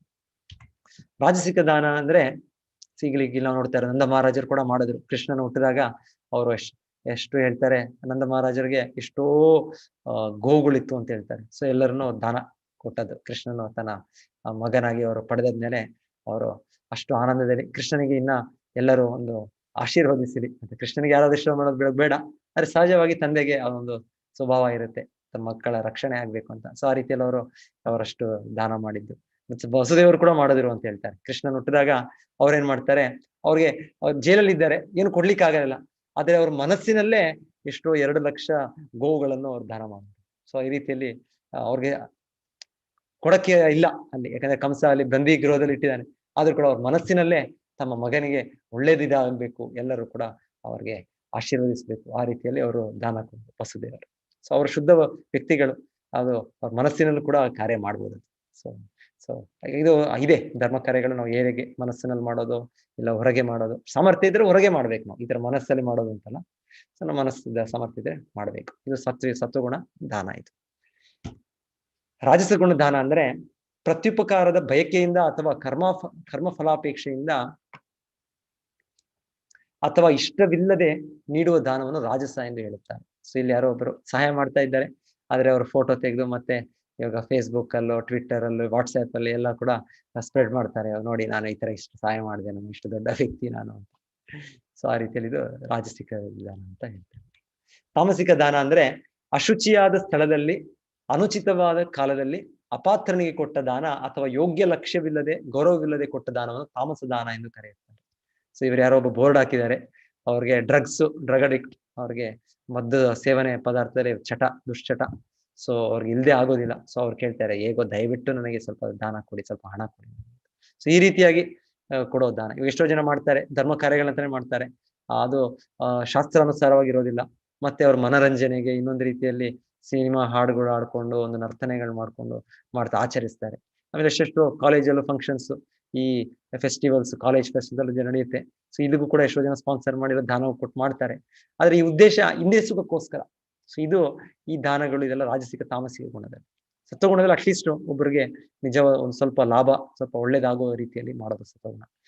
ಅದು ಕೂಡ ಭಗವಂತನಿಗೆ ಸಂತೃಪ್ತಿ ಆಗೋ ರೀತಿ ಮಾಡೋದು ಉತ್ತಮವಾದ ದಾನ. ಸೊ ಇಲ್ಲಿ ಆ ರೀತಿಯಲ್ಲಿ ಸತ್ವ ರಜಸ್ಸು ತಮಸ್ಸು ಅಂತ ಇಲ್ಲಿ ಹೇಳ್ತಾ ಇದ್ದಾರೆ. ಸೊ ಕೊನೆಗೆ ಕೃಷ್ಣನು ಈ ಅಧ್ಯಾಯದಲ್ಲಿ ಎಲ್ಲವೂ ತನಗೆ ಸಂತೃಪ್ತಿ ಮಾಡಬೇಕು, ಭಗವಂತನಿಗೆ ಇದು ಸಂತೋಷವಾಗಬೇಕು, ಆ ರೀತಿ ಉದ್ದೇಶದಿಂದ ಮಾಡಬೇಕು ಅಂತ ಹೇಳೋದು. ಸೃಷ್ಟಿಯಾದ ಕಾಲದಿಂದ ಓಂ ತತ್ ಸತ್ ಎನ್ನುವ ಪದಗಳನ್ನು ಪರಮ ಪರಿಪೂರ್ಣ ಸತ್ಯವನ್ನು ನಿರ್ದೇಶಿಸಲು ಬಳಸಲಾಯಿತು. ವೇದ ಸ್ತೋತ್ರಗಳನ್ನು ಹೇಳುವಾಗ ಮತ್ತು ಪ್ರಭುವಿನ ಸುಪ್ರೀತಿಗಾಗಿ ಮಾಡುವ ಯಜ್ಞಗಳಲ್ಲಿ ಬ್ರಾಹ್ಮಣರು ಈ 3 ಸಂಕೇತಗಳನ್ನು ಬಳಸುತ್ತಿದ್ದರು. ಓಂ ತತ್ ಸತ್ ಅಂತ 3 ಪದಗಳು ಇದು ವೇದ ಜ್ಞಾನದಲ್ಲಿ, ವೇದ ಗ್ರಂಥಗಳಲ್ಲಿ ಹೇಳಿರುವ ಪದಗಳು. ಓಂ ಅಂದ್ರೆ ಅದು ಭಗವಂತನ ಸೂಚನೆನೆ, ಓಂ ತದ್ ವಿಷ್ಣು ಪರಮಂ ಪದಂ, ಓಂ ಇದಿ ಬ್ರಹ್ಮ ಎಷ್ಟೋ ನಾಮ ಅಂತ. ಸೊ ಈ ರೀತಿ ಪದಗಳು ಅದನ್ನ ಸಂಕ್ಷಿಪ್ತವಾಗಿ ಓಂ ಅಂತ.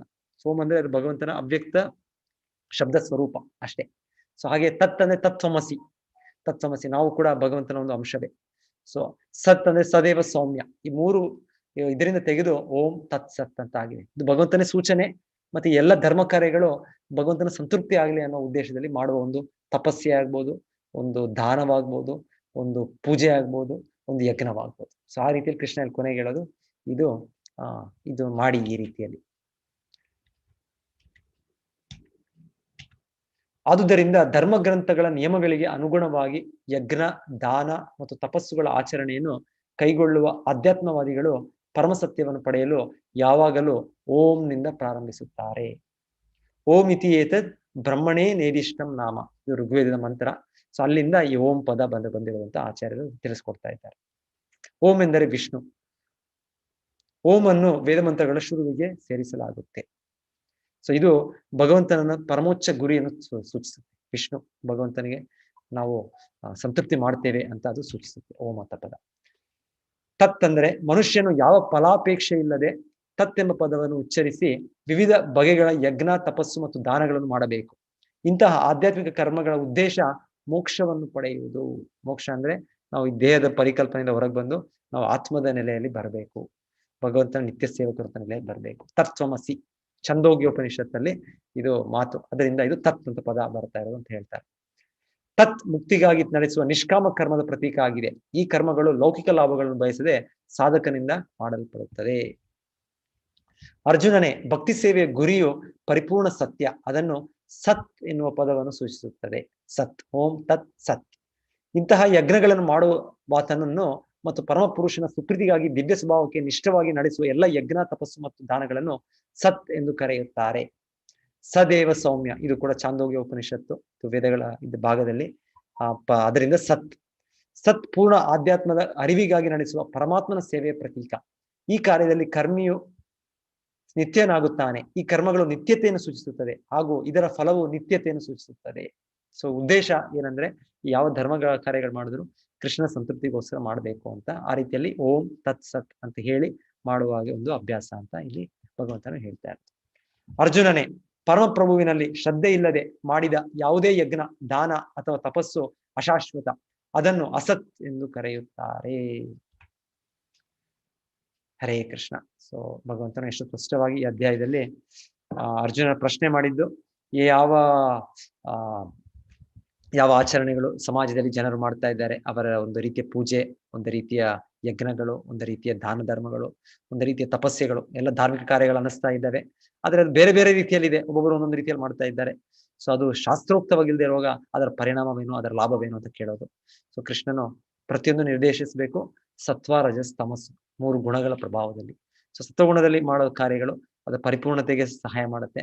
ರಾಜಸಿಕ ಕಾರ್ಯಗಳು ಇನ್ನ ಹೆಚ್ಚು ಬಂಧನಕ್ಕೆ, ತಮೋಗುಣವಂತೂ ಇನ್ನ ಅದು ಕೆಟ್ಟ ಪ್ರಭಾವವೇ ಬರುತ್ತೆ ನಮ್ಗೆ ಅಂತ ಭಗವಂತನು ಈ 3 ವಿಧವಾಗಿ ಆಹಾರವನ್ನು, ಧರ್ಮವನ್ನು, ಯಜ್ಞವನ್ನು, ಪೂಜೆಗಳನ್ನು, ತಪಸ್ಸುಗಳನ್ನು ಭಗವಂತನು ವಿವರಿಸಿದ್ದು.